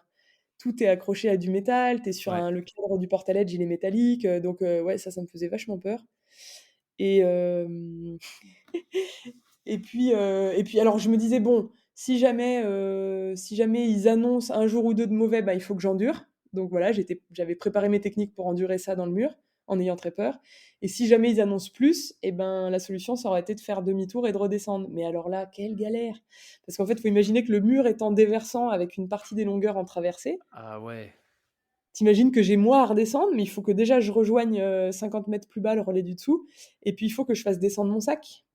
Donc s'il est pendu dans le vide parce que la longueur est déversante ou en traversée, comment je le récupère en faisant le moins d'aller-retour possible en haut, en bas, en haut, en bas, tout ça avec le mauvais qui arrive. Donc ça, c'était un Oh, la bordel dans ma galère. tête pour concevoir les manips s'il avait fallu que je fasse une retraite. Et grosso modo, ce qui se passe, c'est que passer un certain point dans la paroi, ça vaut plus le coup de redescendre en fait. C'est tellement long et fastidieux d'organiser une redescente avec tes sacs énormes et le dévers et les traversées qu'il y a un moment, il vaut mieux rester sur place et encaisser la tempête en attendant, quoi. Waouh. OK. Mais en fait, c'est marrant, donc déjà, il y avait personne qui savait que j'allais faire ça. Enfin, quand je dis personne, c'est pas vrai, il y avait 4-5 personnes qui étaient au courant de mon projet. Et Donc il y avait, 2 amis et ma mère, grosso modo, à qui j'en avais parlé et qui suivaient mon avancée. Tu vois? J'avais du réseau sur une partie du mur, donc j'envoyais des nouvelles, ils savaient exactement où est-ce que j'en étais, comment j'étais préparée et tout. Et j'avais demandé aussi, leur avis à 2 grimpeurs, donc un que j'avais rencontré, au Yosemite quelques années avant, qui avait fait des trucs en solitaire incroyables qui me semblaient complètement extraterrestres parce qu'il avait passé 16 jours dans une paroi et vraiment, je m'étais dit: «Mais lui, il est complètement malade, quoi». Mais bref, j'étais restée en contact avec lui, on avait échangé, on s'était recroisés plusieurs fois dans la vallée là-bas et puis c'est vrai qu'entre il y a tellement peu de monde qui fait du solo que ça crée des liens. Donc j'avais lui et puis j'avais eu le contact, d'un guide, Laurent, en France que je connaissais pas, mais qui avait fait aussi, du solitaire en big haul comme ça et donc je l'ai contacté, il me connaissait pas du tout. Je lui ai dit: «Écoute, je voudrais parler avec toi de cette pratique-là, faire évoluer un peu ma vision des choses, est-ce que tu serais OK pour faire un genre de brainstorming ou enfin avoir juste une discussion?» Et donc je l'ai rencontré, il m'a regardé un peu de traviole au début, tu vois? En se disant: «Mais elle, c'est qui, quoi?» Enfin, tu vois? Elle se rend pas compte de ce qu'elle dit et puis en fait rapidement il a vu que, bah, d'une part dans les méthodes que j'avais déjà mises en place depuis plusieurs années, j'étais cohérente, dans mon approche mentale, j'étais cohérente donc il m'a quand même prise au sérieux et donc j'avais ces 2 gars-là qui savaient que j'allais faire, cette ascension-là et quand même quelques jours avant de partir dans le mur, j'ai renvoyé un mot, enfin je crois qu'on était sur Messenger avec l'alien qui avait fait 16 jours dans le mur là, qui était un Anglais et puis je lui demande quand même, je lui dis: «Mais en cas de tempête quoi, vraiment ça me chagrinait cette histoire». Je lui dis: «Comment tu fais quoi?» Et alors il m'explique très techniquement: «Tu mets ton sac à l'envers, tac, tac, tac, il faut que tu t'enfermes avant que la pluie arrive, hop». Bon, des détails, un peu logiques, très techniques et puis à la fin de la conversation, il me dit: «Et puis une fois que tu as fait tout ça et que tu es enfermé dans ton porte-à-ledge et que ça commence à tomber», il me dit: «Là, il te faut de la drogue». Alors c'est marrant parce qu'au Yosemite, il y a quand même pas mal enfin, il y a toujours eu un peu la culture de la drogue, tu vois? Depuis 70 ans, c'est une vallée où les gens ont un peu tourné autour de ça, ce qui est pas mon cas, tu vois? Mais je trouvais ça tellement drôle ce qu'il disait, ou de l'alcool ou n'importe quoi, mais il me dit: «Là, tu vas vivre quelque chose, quoi». Donc sa réflexion, elle voulait tout dire, tu vois? C'était juste dire: Ouais. «Bah, tu vas te taper un trip, le trip de ta vie si tu te prends la tempête là-haut. Tu vas Pouah. survivre, mais tu vas vivre quelque chose». Bon, toi, heureusement, t'as pas eu à vivre ça. Et non, j'ai eu 11 jours de bleu fluo, pas un pet de vent, j'avais même trop chaud, mais j'ai eu un créneau incroyable, comme il y en a pas souvent, en fait. Donc heureusement, j'ai pas touché du doigt ma plus grande hantise. Cool. Et alors, tu disais que ça avait été un peu l'ascension, le point tournant dans ta carrière d'alpinisme, ou en tout cas celle qui t'a fait réaliser un certain nombre de choses sur le plan perso. C'est quoi, du coup bon, là, je pense qu'on a bien compris d'un point de vue technique, logistique et les risques, c'est assez clair que c'était un truc de fou. Mais, mais toi, maintenant, avec du recul, ou même, je sais pas, peut-être directement après avoir fait l'ascension, qu'est-ce qui t'a fait dire, OK, là, j'ai passé un palier? Alors directement après l'ascension, c'est sûr que non, parce qu'en fait, je me suis tellement poussée loin, heu, avec moi-même, avec, ce que j'ai exigé de moi, de mon corps, de mon mental, que c'était super désagréable, en fait, juste après l'ascension. Souvent les gens me disent: «Ah, tu devais être trop contente», mais pas du tout, en fait. J'étais comme une tu vois, comme une bouteille de coca que tu as secouée dans tous les sens et qui explose, quoi. Je me sentais vraiment comme ça, à me dire, je contrôlais plus rien de ce que je ressentais, je faisais que pleurer, j'étais pas du tout fière de ce que j'avais fait. Enfin, c'était assez bizarre, OK. le chamboulement que j'ai vécu et donc ça a duré quand même plusieurs semaines et j'ai vachement utilisé le regard des autres pour m'aider à un peu apaiser ça et puis poser une autre vision sur ce que je venais de faire. Mais par contre, après coup, j'ai énormément, réfléchi et revécu tout ce qui s'était passé et essayé de comprendre déjà pourquoi je l'avais fait, ce que j'en avais retiré et moi, je pense que ce qui m'a construite, énormément dans ce projet-là, c'était le fait de pouvoir être totalement moi-même.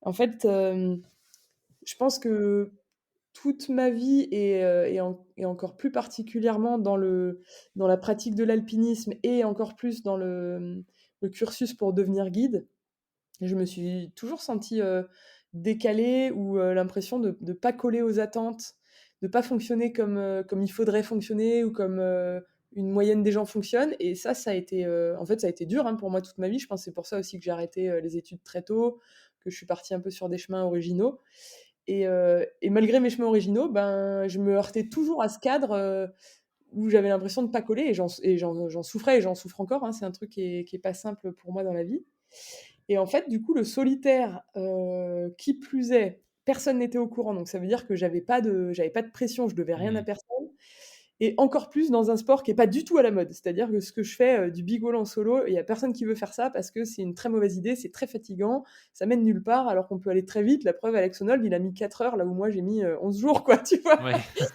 On a le truc du fast and light et moi je dis: «Non, je veux faire, du slow and heavy quoi». Donc en fait, tout ça pour dire que j'avais vraiment pas de pression sur ce que je faisais. En tout cas, la seule pression que j'avais, elle était par rapport à moi-même et mes propres exigences. Et du coup, la manière dont je l'ai réalisée, elle a été extrêmement juste pour moi. Et bah, je vais m'expliquer. Grosso modo, moi, ce que j'ai vécu, alors certes, j'ai fait El Capitan en solitaire, mais ce que j'aime bien dire, c'est que j'ai fait El Capitan en solitaire en pleurant. Alors, c'est pas vrai, j'ai pas pleuré tout du long, mais par contre, j'ai eu énormément d'émotions qui peuvent être perçues comme négatives ou on se dit, bah, elle va pas y arriver, ou faut pas qu'elle y aille, ou tu vois, ou bah, si t'as peur, c'est que t'es pas prête, ou ce genre de choses. Et en fait, pour moi, avec ma personnalité, c'est différent. C'est-à-dire que ces émotions, elles font partie de moi et que bah, El Capitan, ça m'a permis d'accepter de vivre avec ça plutôt que de repousser ça parce qu'il faut repousser ça. Et du coup, ça a été en fait comme une validation du fait que moi, je peux arriver à fonctionner avec mes émotions, même si elles sont très fortes et très impressionnantes par rapport à la moyenne. Et donc sortir un petit peu de cet attendu qui dit qu'on est plus performant si on met ses émotions de côté. Bah moi, c'est Mmh. l'inverse en fait. Et donc toutes les émotions que j'ai eues avant le mur et puis pendant le mur, toutes les émotions, plutôt que de les brimer et de les empêcher, je faisais l'inverse. Je me disais, bon, bah ok, j'ai peur, ok, j'ai envie de pleurer, ok, je pleure, voilà, d'accord, c'est un constat. Et après, moi, qu'est-ce que je fais de ça? Bah, je reste la personne que je suis, qui est capable de faire des grosses choses et d'encaisser des grosses charges de travail, d'effort et de fatigue.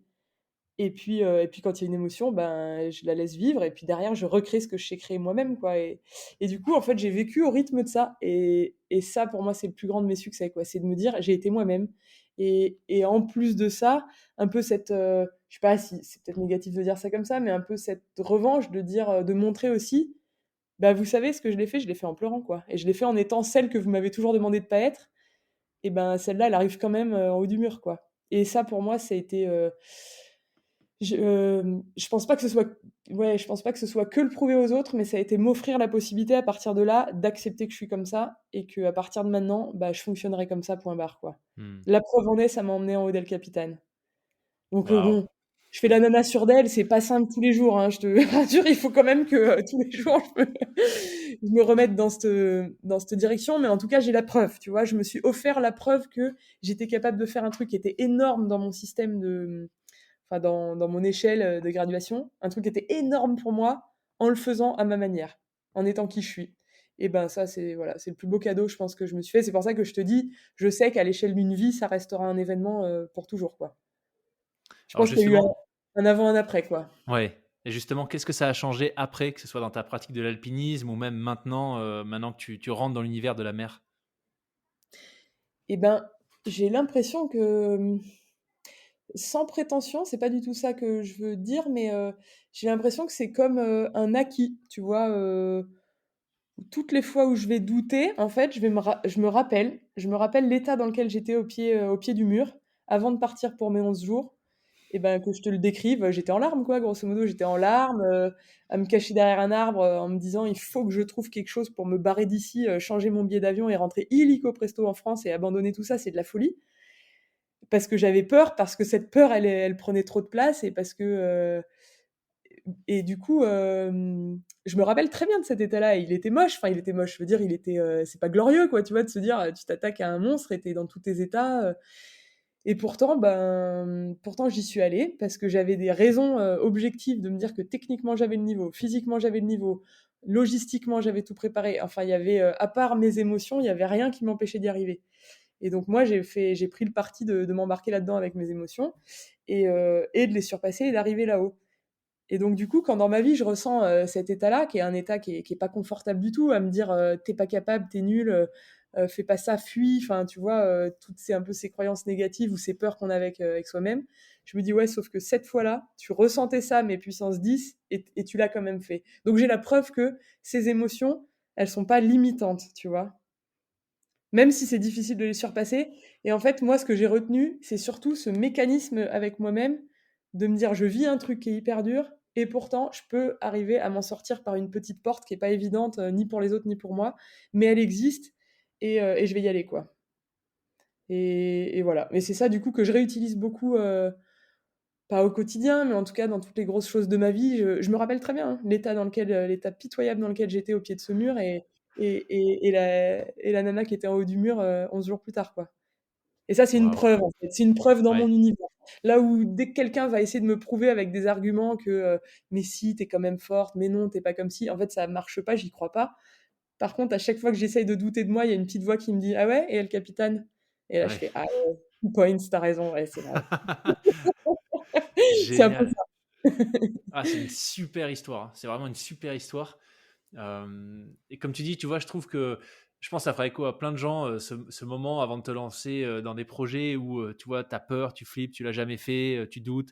Mais le fait de quand même te lancer, de te dire non, mais il y a des éléments objectifs qui font que enfin, j'ai toutes les raisons d'y arriver, d'y aller quand même. Et comme tu dis, as dit de surpasser tes émotions pour au final, tu vois, venir valider ce passage de palier. Ce que je trouve fou aussi quand même, c'est que tu as réussi à faire ça sur, tu as mis 11 jours, c'est ça, hein?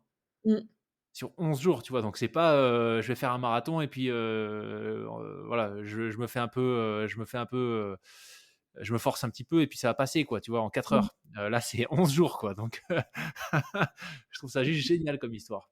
En tout cas, vraiment merci beaucoup de nous l'avoir partagé avec autant de détails et autant de transparence. Tu vois, parler de ses émotions et de la façon dont on les gère, c'est pas Mmh. forcément un exercice hyper facile, mais je trouve ça hyper inspirant de voir que tu as réussi à tirer plein de leçons de cette ascension en particulier.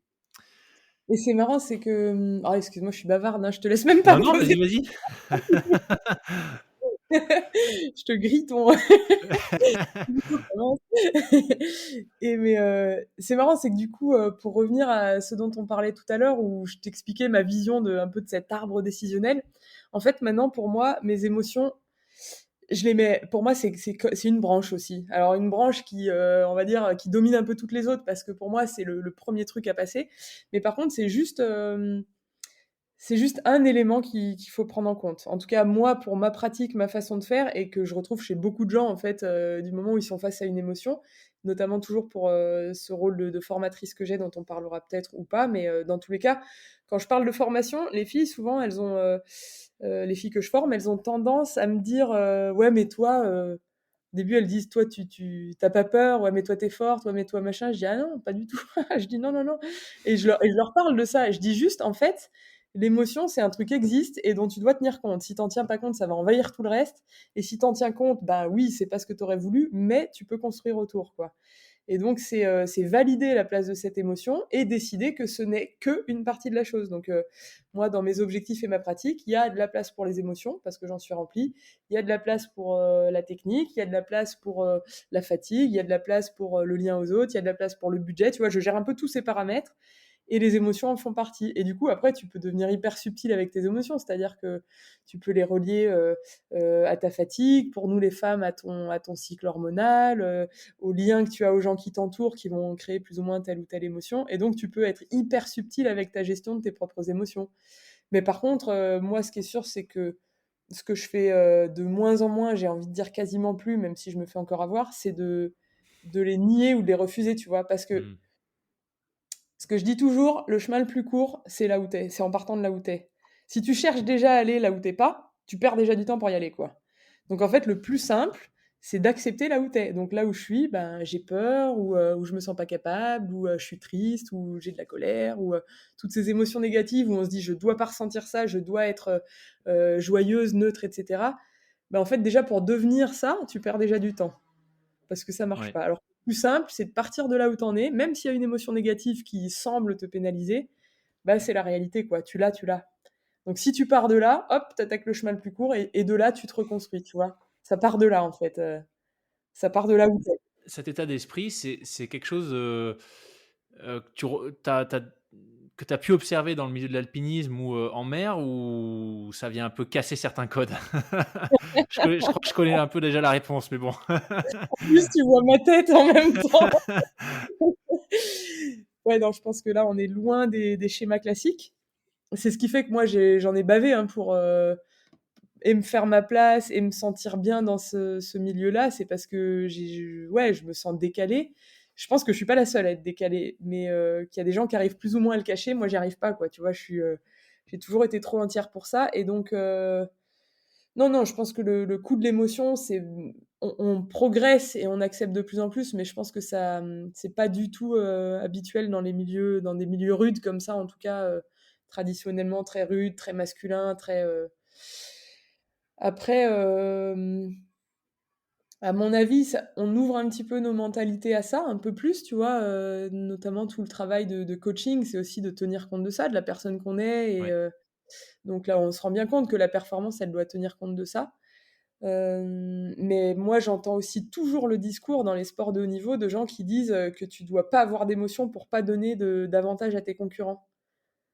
Tu vois? De pas leur Ouais. laisser d'emprise sur toi s'ils savent que tu ressens telle ou telle émotion. J'entends vachement ce discours et j'arrive pas à y adhérer parce que je me dis, certes, dans la compétition, il y a une comparaison aux autres, mais il y a surtout une performance par rapport à soi-même. C'est-à-dire que ce que tu veux, c'est être à 100% de ce que tu peux être capable de donner. Et donc pour ça, moi, je suis persuadée que la place de l'émotion, elle est hyper importante, quoi. Hmm.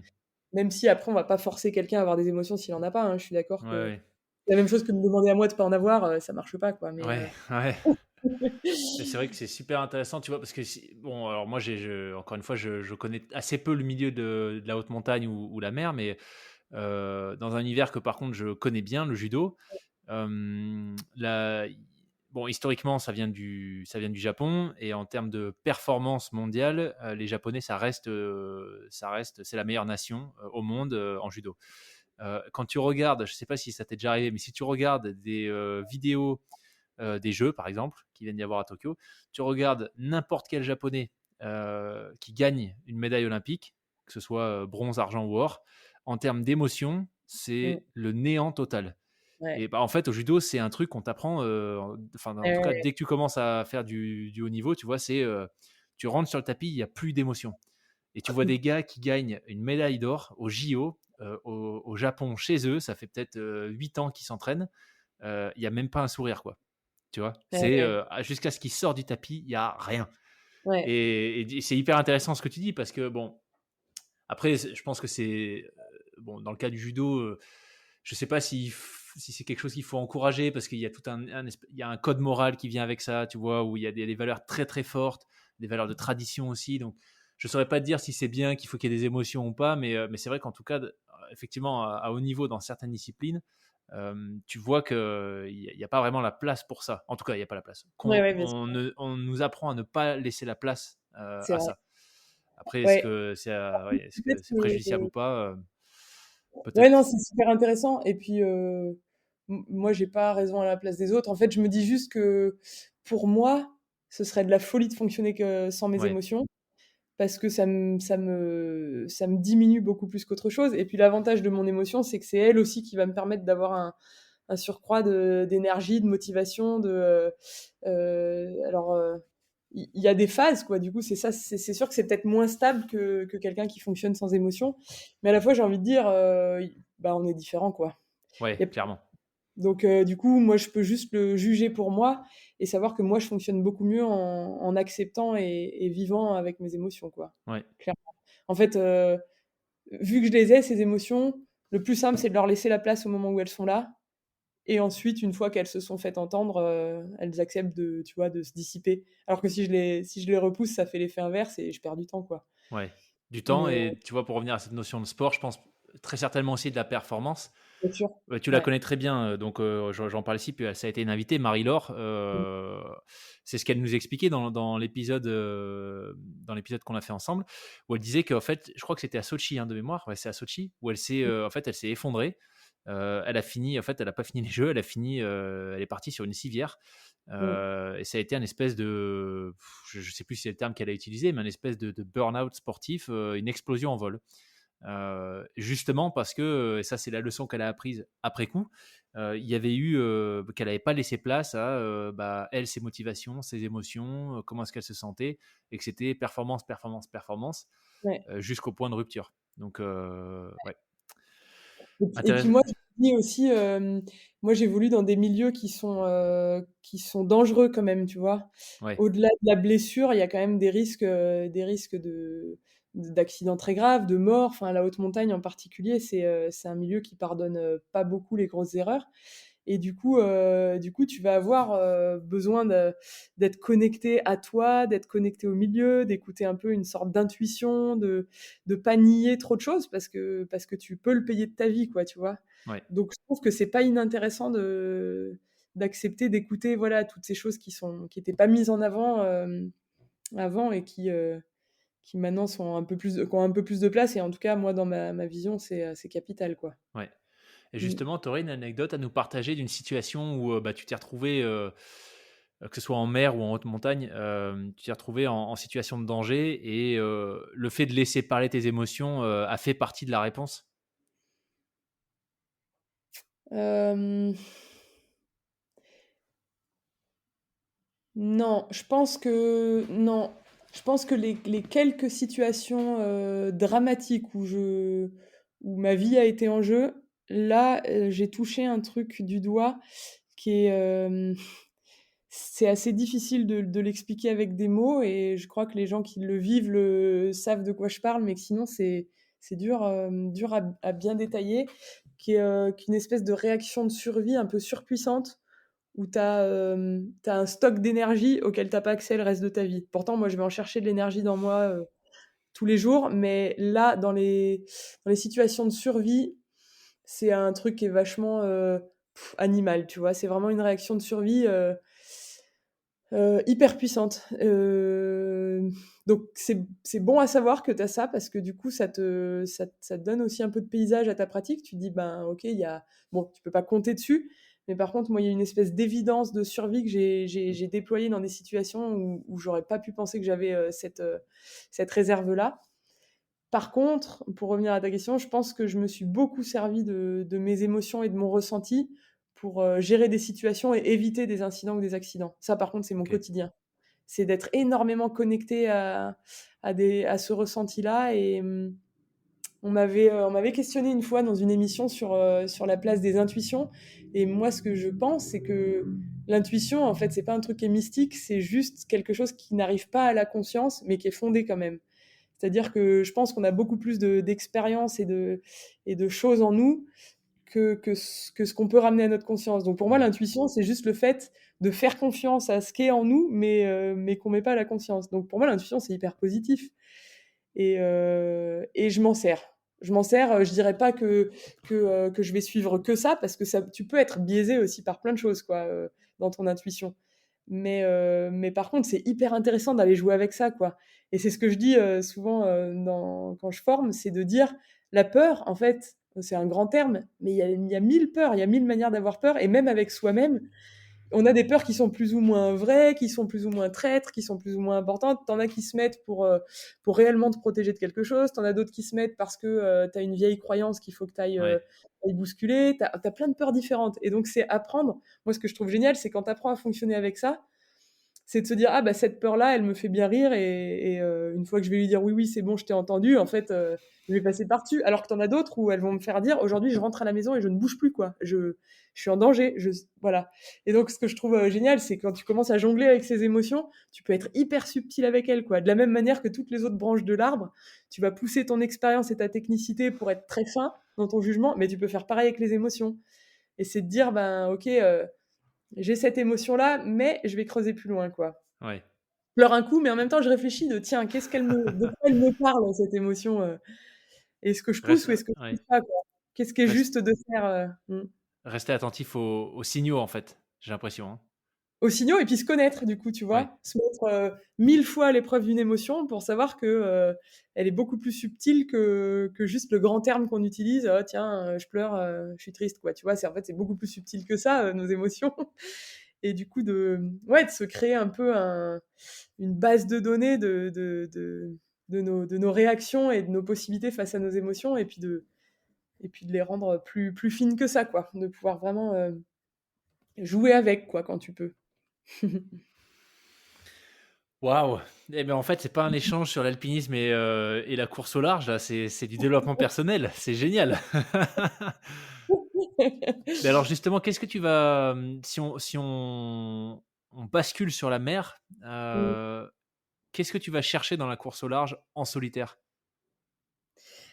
Alors pour l'instant, j'ai absolument pas fait de solitaire parce que je suis plutôt dans une phase de découverte, apprentissage, progression, un peu intégrer, le milieu, ses codes, essayer de trouver comment y rentrer et puis m'y faire une petite place. Donc je peux pas encore, comparer mon vécu en solitaire en voile puisque j'en ai pas. Par contre, ce que je vais chercher dans la course au large et qui est une évidence pour moi, dans mes tripes, quoi, tu vois? C'est pas mon mental qui m'explique, mais c'est un truc que je ressens très, très fort. Hem, c'est exactement la même chose que ce que j'ai trouvé en montagne, avec en plus le plaisir de partir un peu de zéro et de devoir tout apprendre. Donc en fait, ça me stimule énormément parce que c'est une gymnastique que j'adore. Comme je t'expliquais, c'est la même gymnastique que l'alpinisme pour moi dans ma tête. Donc je renie absolument pas mon côté montagne et le plaisir que j'ai à être guide. J'ai le même en fait en mer à avoir cette gymnastique-là, sauf que en plus de ça, ça me stimule pour tout découvrir. Donc j'ai les yeux grands ouverts, j'ai des questions dans tous les sens. Le soir, j'ai envie d'aller, bouquiner, d'aller poser des questions. Dès que je rencontre quelqu'un, j'écoute tout. Enfin, tu vois, je retrouve un peu, je me revois il y a 20 ans quand, j'y connaissais rien et que je voulais tout comprendre. Et ben là, je suis pareil, mais avec, tu vois, avec l'expérience du mécanisme de comment mettre tout ça en place. Donc en fait, c'est génial, c'est que ça va vachement plus vite en plus qu'en Ouais, montagne. J'apprends beaucoup plus vite parce que je connais déjà ce mécanisme et je le maîtrise en partie. Et je rajoute et maintenant j'ai juste à mettre le contenu dedans. Donc en fait, c'est un vrai jeu. En fait, pour moi, c'est un vrai jeu et du coup, je me sens mais super vivante quoi, super vivante et en plus, ce qui est chouette, c'est que, bah, tu as compris que tout ne s'était pas fait facilement dans ma vie, qu'il y a eu, autant d'échecs que de réussites, enfin, c'est dur à comparer, mais il y a eu des moments durs, il y a eu, voilà, il a fallu du temps pour que je trouve, les voies pour me sentir bien et cetera et l'avantage de tout ce travail-là, c'est que je ressens si je suis bien ou pas bien, si c'est là où je dois aller ou pas et là, j'ai une certitude sur la course au large qui est assez bluffant, tu vois. Enfin, je vois bien que le regard des gens, il est un peu sceptique dans le sens où je viens d'apprendre ce que c'était que la voile et direct je veux me lancer dans un gros truc. C'est un petit peu gourmand, tu vois. C'est un peu ambitieux et on demande à voir, quoi. Et moi, je me dis, ben, peu importe le résultat, ce qui est sûr, c'est que je suis là où je ouais, dois être et que je m'y sens vraiment très bien, quoi. Même si je suis nulle, même si ça mène nulle part, ben, c'est une très bonne place pour moi, quoi. C'est aligné. Et, et ça, c'est chouette. Ça m'est pas arrivé très souvent dans ma vie de cette sensation d'alignement, tu sais, où je sais pas si tout le monde a ça ou si les gens ont ça mais l'écoutent pas forcément. Mais en tout cas, ça m'a fait ça pour le guide. C'était une certitude et le solitaire, ça a été pareil. Et là, j'ai la même chose pour la voile. C'est de me dire, mais je peux pas faire autre chose. C'est impossible, quoi.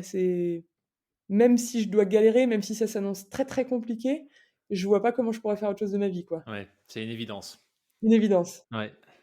Et qui qui Génial. fait que c'est compliqué à expliquer aux gens parce qu'il faut justifier que, à presque 40 balais, mais comment tu vas faire? Bah, en fait, j'en sais rien.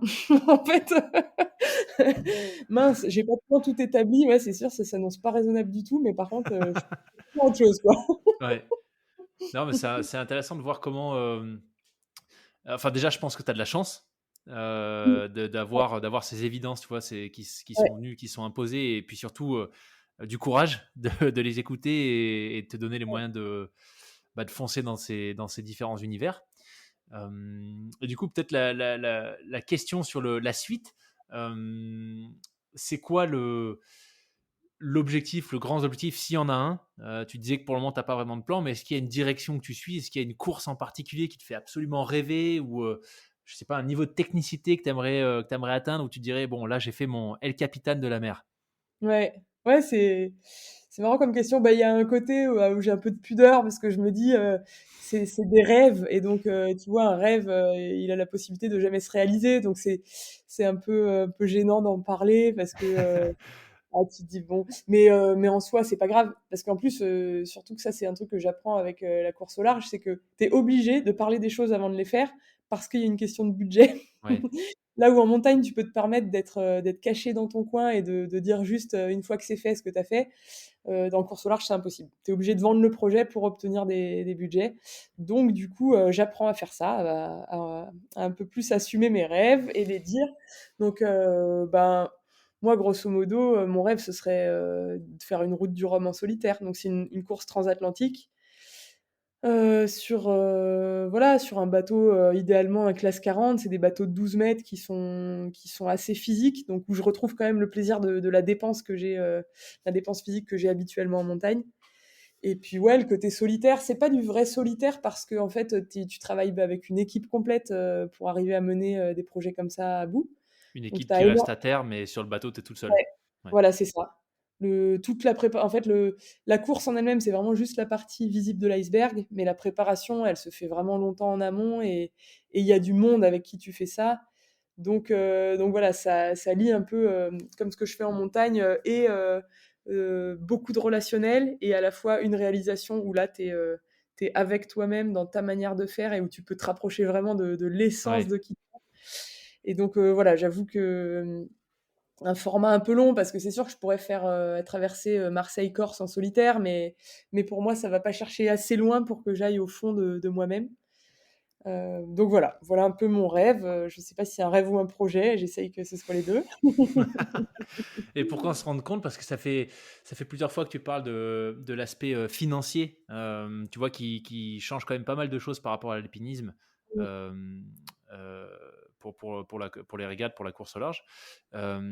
Typiquement, la route du Rhum, c'est des budgets de combien? Ben, ça peut être un budget, on va dire que c'est des budgets plutôt annuels parce que tu essayes qu'ils soient un peu pérennes d'une année sur l'autre par rapport à l'amortissement du bateau, mais c'est des budgets à 300 000 € par an. Ah Ça peut ouais. être plus ou moins en fonction de ton ambition de performance ou de ta tolérance à la galère. Ouais. Mais voilà, pour être confortable, oui, un budget de 300 000 € par an, c'est pas incohérent. Ok. Ah ouais, quand même. Ouais. Ouais, ouais, c'est des bateaux qui, bon, bah, déjà qui coûtent cher et puis qui exigent énormément d'entretien. Et plus après toute la logistique de fonctionnement, les inscriptions, les réparations, les assurances, toute la communication qu'il y a autour. Donc tout ça, en fait, ouais, ça chiffre Ouais. énormément, quoi. Donc du coup, c'est ce qui fait que c'est impossible, en tout cas dans ma situation, c'est impossible de faire ça moi-même. J'y arriverais pas toute seule. Je serais obligée de fonctionner avec des partenaires qui voudront Ouais. écrire l'histoire avec moi et participer financièrement, quoi. Ok. Bon, eh ben, écoute, on va croiser les doigts, espérer que qui sait, peut-être quelqu'un sur le podcast connaît quelqu'un qui connaît quelqu'un qui a une entreprise qui serait intéressée. Mais ouais, ouais, ça fait effectivement un gros budget. Ouais. Et ça, toutes ces démarches, tu t'es autorisé à déjà commencer enfin, à les lancer, tu vois, envoyer des dossiers, etc. pour cette route du Rhum ou pas encore? Ouais, ouais, alors j'ai commencé, ça a Ah été, ben c'est un la projet alors, c'est plus un rêve, c'est un projet, ça y est. ouais. Ouais, mais s'il marche pas, ça redevient un rêve. Donc je ne sais encore pas. Ouais, non, j'ai mis très longtemps à assumer, justement, d'en parler, hein. Comme d'hab, c'est toujours la partie la plus longue, moi, je trouve, voilà, ouais, de croire en soi au point d'en parler au monde extérieur. Donc j'ai pris du temps pour ça. Ça n'a pas été que rose. Voilà, ça correspondait à une période aussi de remise en question par rapport à la montagne, par rapport à des blessures, des trucs comme ça. Donc ça n'a pas été que facile de faire ce chemin-là, mais là, je l'assume à peu près, même si je sais que techniquement, c'est un peu ambitieux de vouloir faire ça, alors que tu as des tonnes de marins extrêmement compétents qui font ça depuis toujours et qui n'arrivent pas à aller sur ce genre de course parce que budget, etc. Moi, j'essaie de travailler, de me forcer à croire dans mes qualités, dans celles que j'ai développées, on va dire, par le biais de la montagne, qui sont voilà, des qualités à gérer énormément de paramètres avec beaucoup de précision pour maintenir tout le monde en sécurité en montagne. Et ça, en fait, j'ai tendance à me dire: «Oh, tu connais rien à la mer, tu sais pas naviguer», et j'essaie de me répondre: «Oui, mais tu es experte d'un milieu qui est extrêmement exigeant», et c'est un peu ça qui m'aide à l'assumer, quoi. Et puis après, au final, je me dis: «Mes rêves, ils coûtent rien aux autres». Ouais. Au pire des cas, ils me coûteront à moi, et encore, tu vois? Et encore, si j'y mets de la conscience et que je sais que je prends un risque à essayer d'accomplir un rêve, ben, Reste à moi d'apprécier le chemin pour y aller, au point que si ça va pas au bout, j'aurais quand même vécu quelque chose en chemin, quoi. Ouais, Donc j'essaie d'être dans cette démarche-là et effectivement, je peux assumer que j'ai ce rêve-là et par contre, j'ai aucune idée si je serai, sur la ligne de départ, ouais. c'est encore complètement incertain, quoi. Mmh. Bon, on l'a dit plusieurs fois, dans la conversation, mais on contrôle pas le résultat, donc full gas sur les actions. Non, mais Ouais. c'est super intéressant. Et si tu devais, tu sais, un des objectifs du podcast, enfin l'objectif un peu, le vrai objectif, officieusement, dont je parle pas trop, c'est qu'en fait, c'est juste l'occasion de discuter avec des invités complètement fous, et ça, c'est génial pour moi. Mais officiellement, l'objectif, c'est quand même d'inspirer les gens, de faire en sorte qu'ils retiennent, des leçons, des choses qu'ils peuvent appliquer dans leur vie de tous les jours à travers ces échanges avec des personnes qui, comme toi, tu vois, ont réussi à trouver, des projets sur lesquels ils sont alignés, et puis surtout à se lancer. Donc moi, je serais curieux de savoir, qu'est-ce que si tu devais faire un espèce de mix entre, toute ton expérience, tout ce que tu as appris à travers, les différentes étapes par lesquelles tu es passé dans l'alpinisme et puis ce que tu es en train de mettre en place dans l'univers, de la course au large, quelle leçon est-ce que toi, enfin leçon, quel conseil est-ce que tu auras envie de partager, aux auditeurs, aux auditrices qui, tu vois, potentiellement réfléchiraient à se lancer dans d'autres univers ou pas, mais qui hésiteraient encore? J'ai envie de citer Jean-Louis Etienne Mmh. que j'aime bien et qui dit une phrase qui me parle beaucoup. Il dit: «On ne repousse pas ses limites, on les découvre». Et ce que j'aime dans cette phrase, c'est qu'en fait, elle dit qu'on se trompe sur ce qu'on imagine de nous-mêmes. Donc on croit que quand on fait quelque chose de grand, on est devenu quelqu'un d'autre. Moi, je pense juste que, on a accepté d'être cette personne-là, mais qui sommeillait en nous forcément. Et donc en fait, la limite, elle est beaucoup plus loin que ce qu'on imagine. Et moi, il y a une phrase que je dis souvent à mes équipes que je forme. Je leur dis, «Il n'y a de limite que votre audace et votre imagination». Et tu vois, c'est comme le jour où je me réveille, où je me dis, «Tiens, j'ai navigué quelques jours dans ma vie et je traverserais bien l'Atlantique toute seule». C'est une imagination qui est complètement délirante, quoi. Mais vu que mon imagination, elle a pas de limite parfois et que derrière, j'ai l'audace de me dire: «Et si c'était vrai?»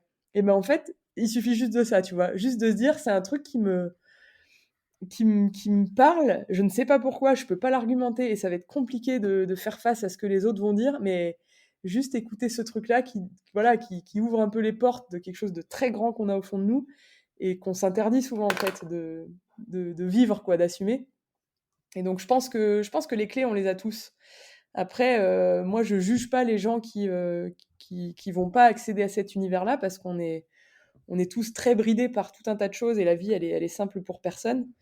Mais par contre, je pense qu'en acceptant voilà, de sortir un peu de la zone de confort et des attendus de tout le monde, de la société, de l'entourage, de soi-même, de ce qu'on s'est fixé, en sortant un peu de ces attendus-là, le monde, il nous appartient, quoi. On peut tout faire.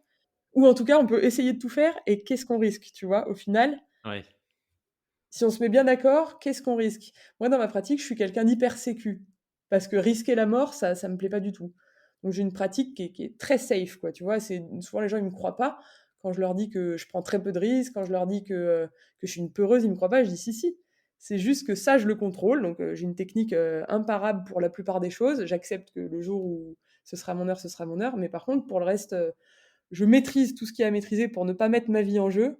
Par contre, le reste, qu'est-ce qu'on craint, tu vois? Est-ce que tu seras plus malheureux à avoir tenté quelque chose et de pas avoir atteint, l'objectif que tu avais peut-être pas très bien placé, en fait? C'était peut-être juste que tu t'étais trompé d'objectif? Ou est-ce que tu seras plus malheureux à ne rien avoir tenté et avoir atteint aucun objectif au final quand Mmh. même, quoi? C'est clair. Ouais.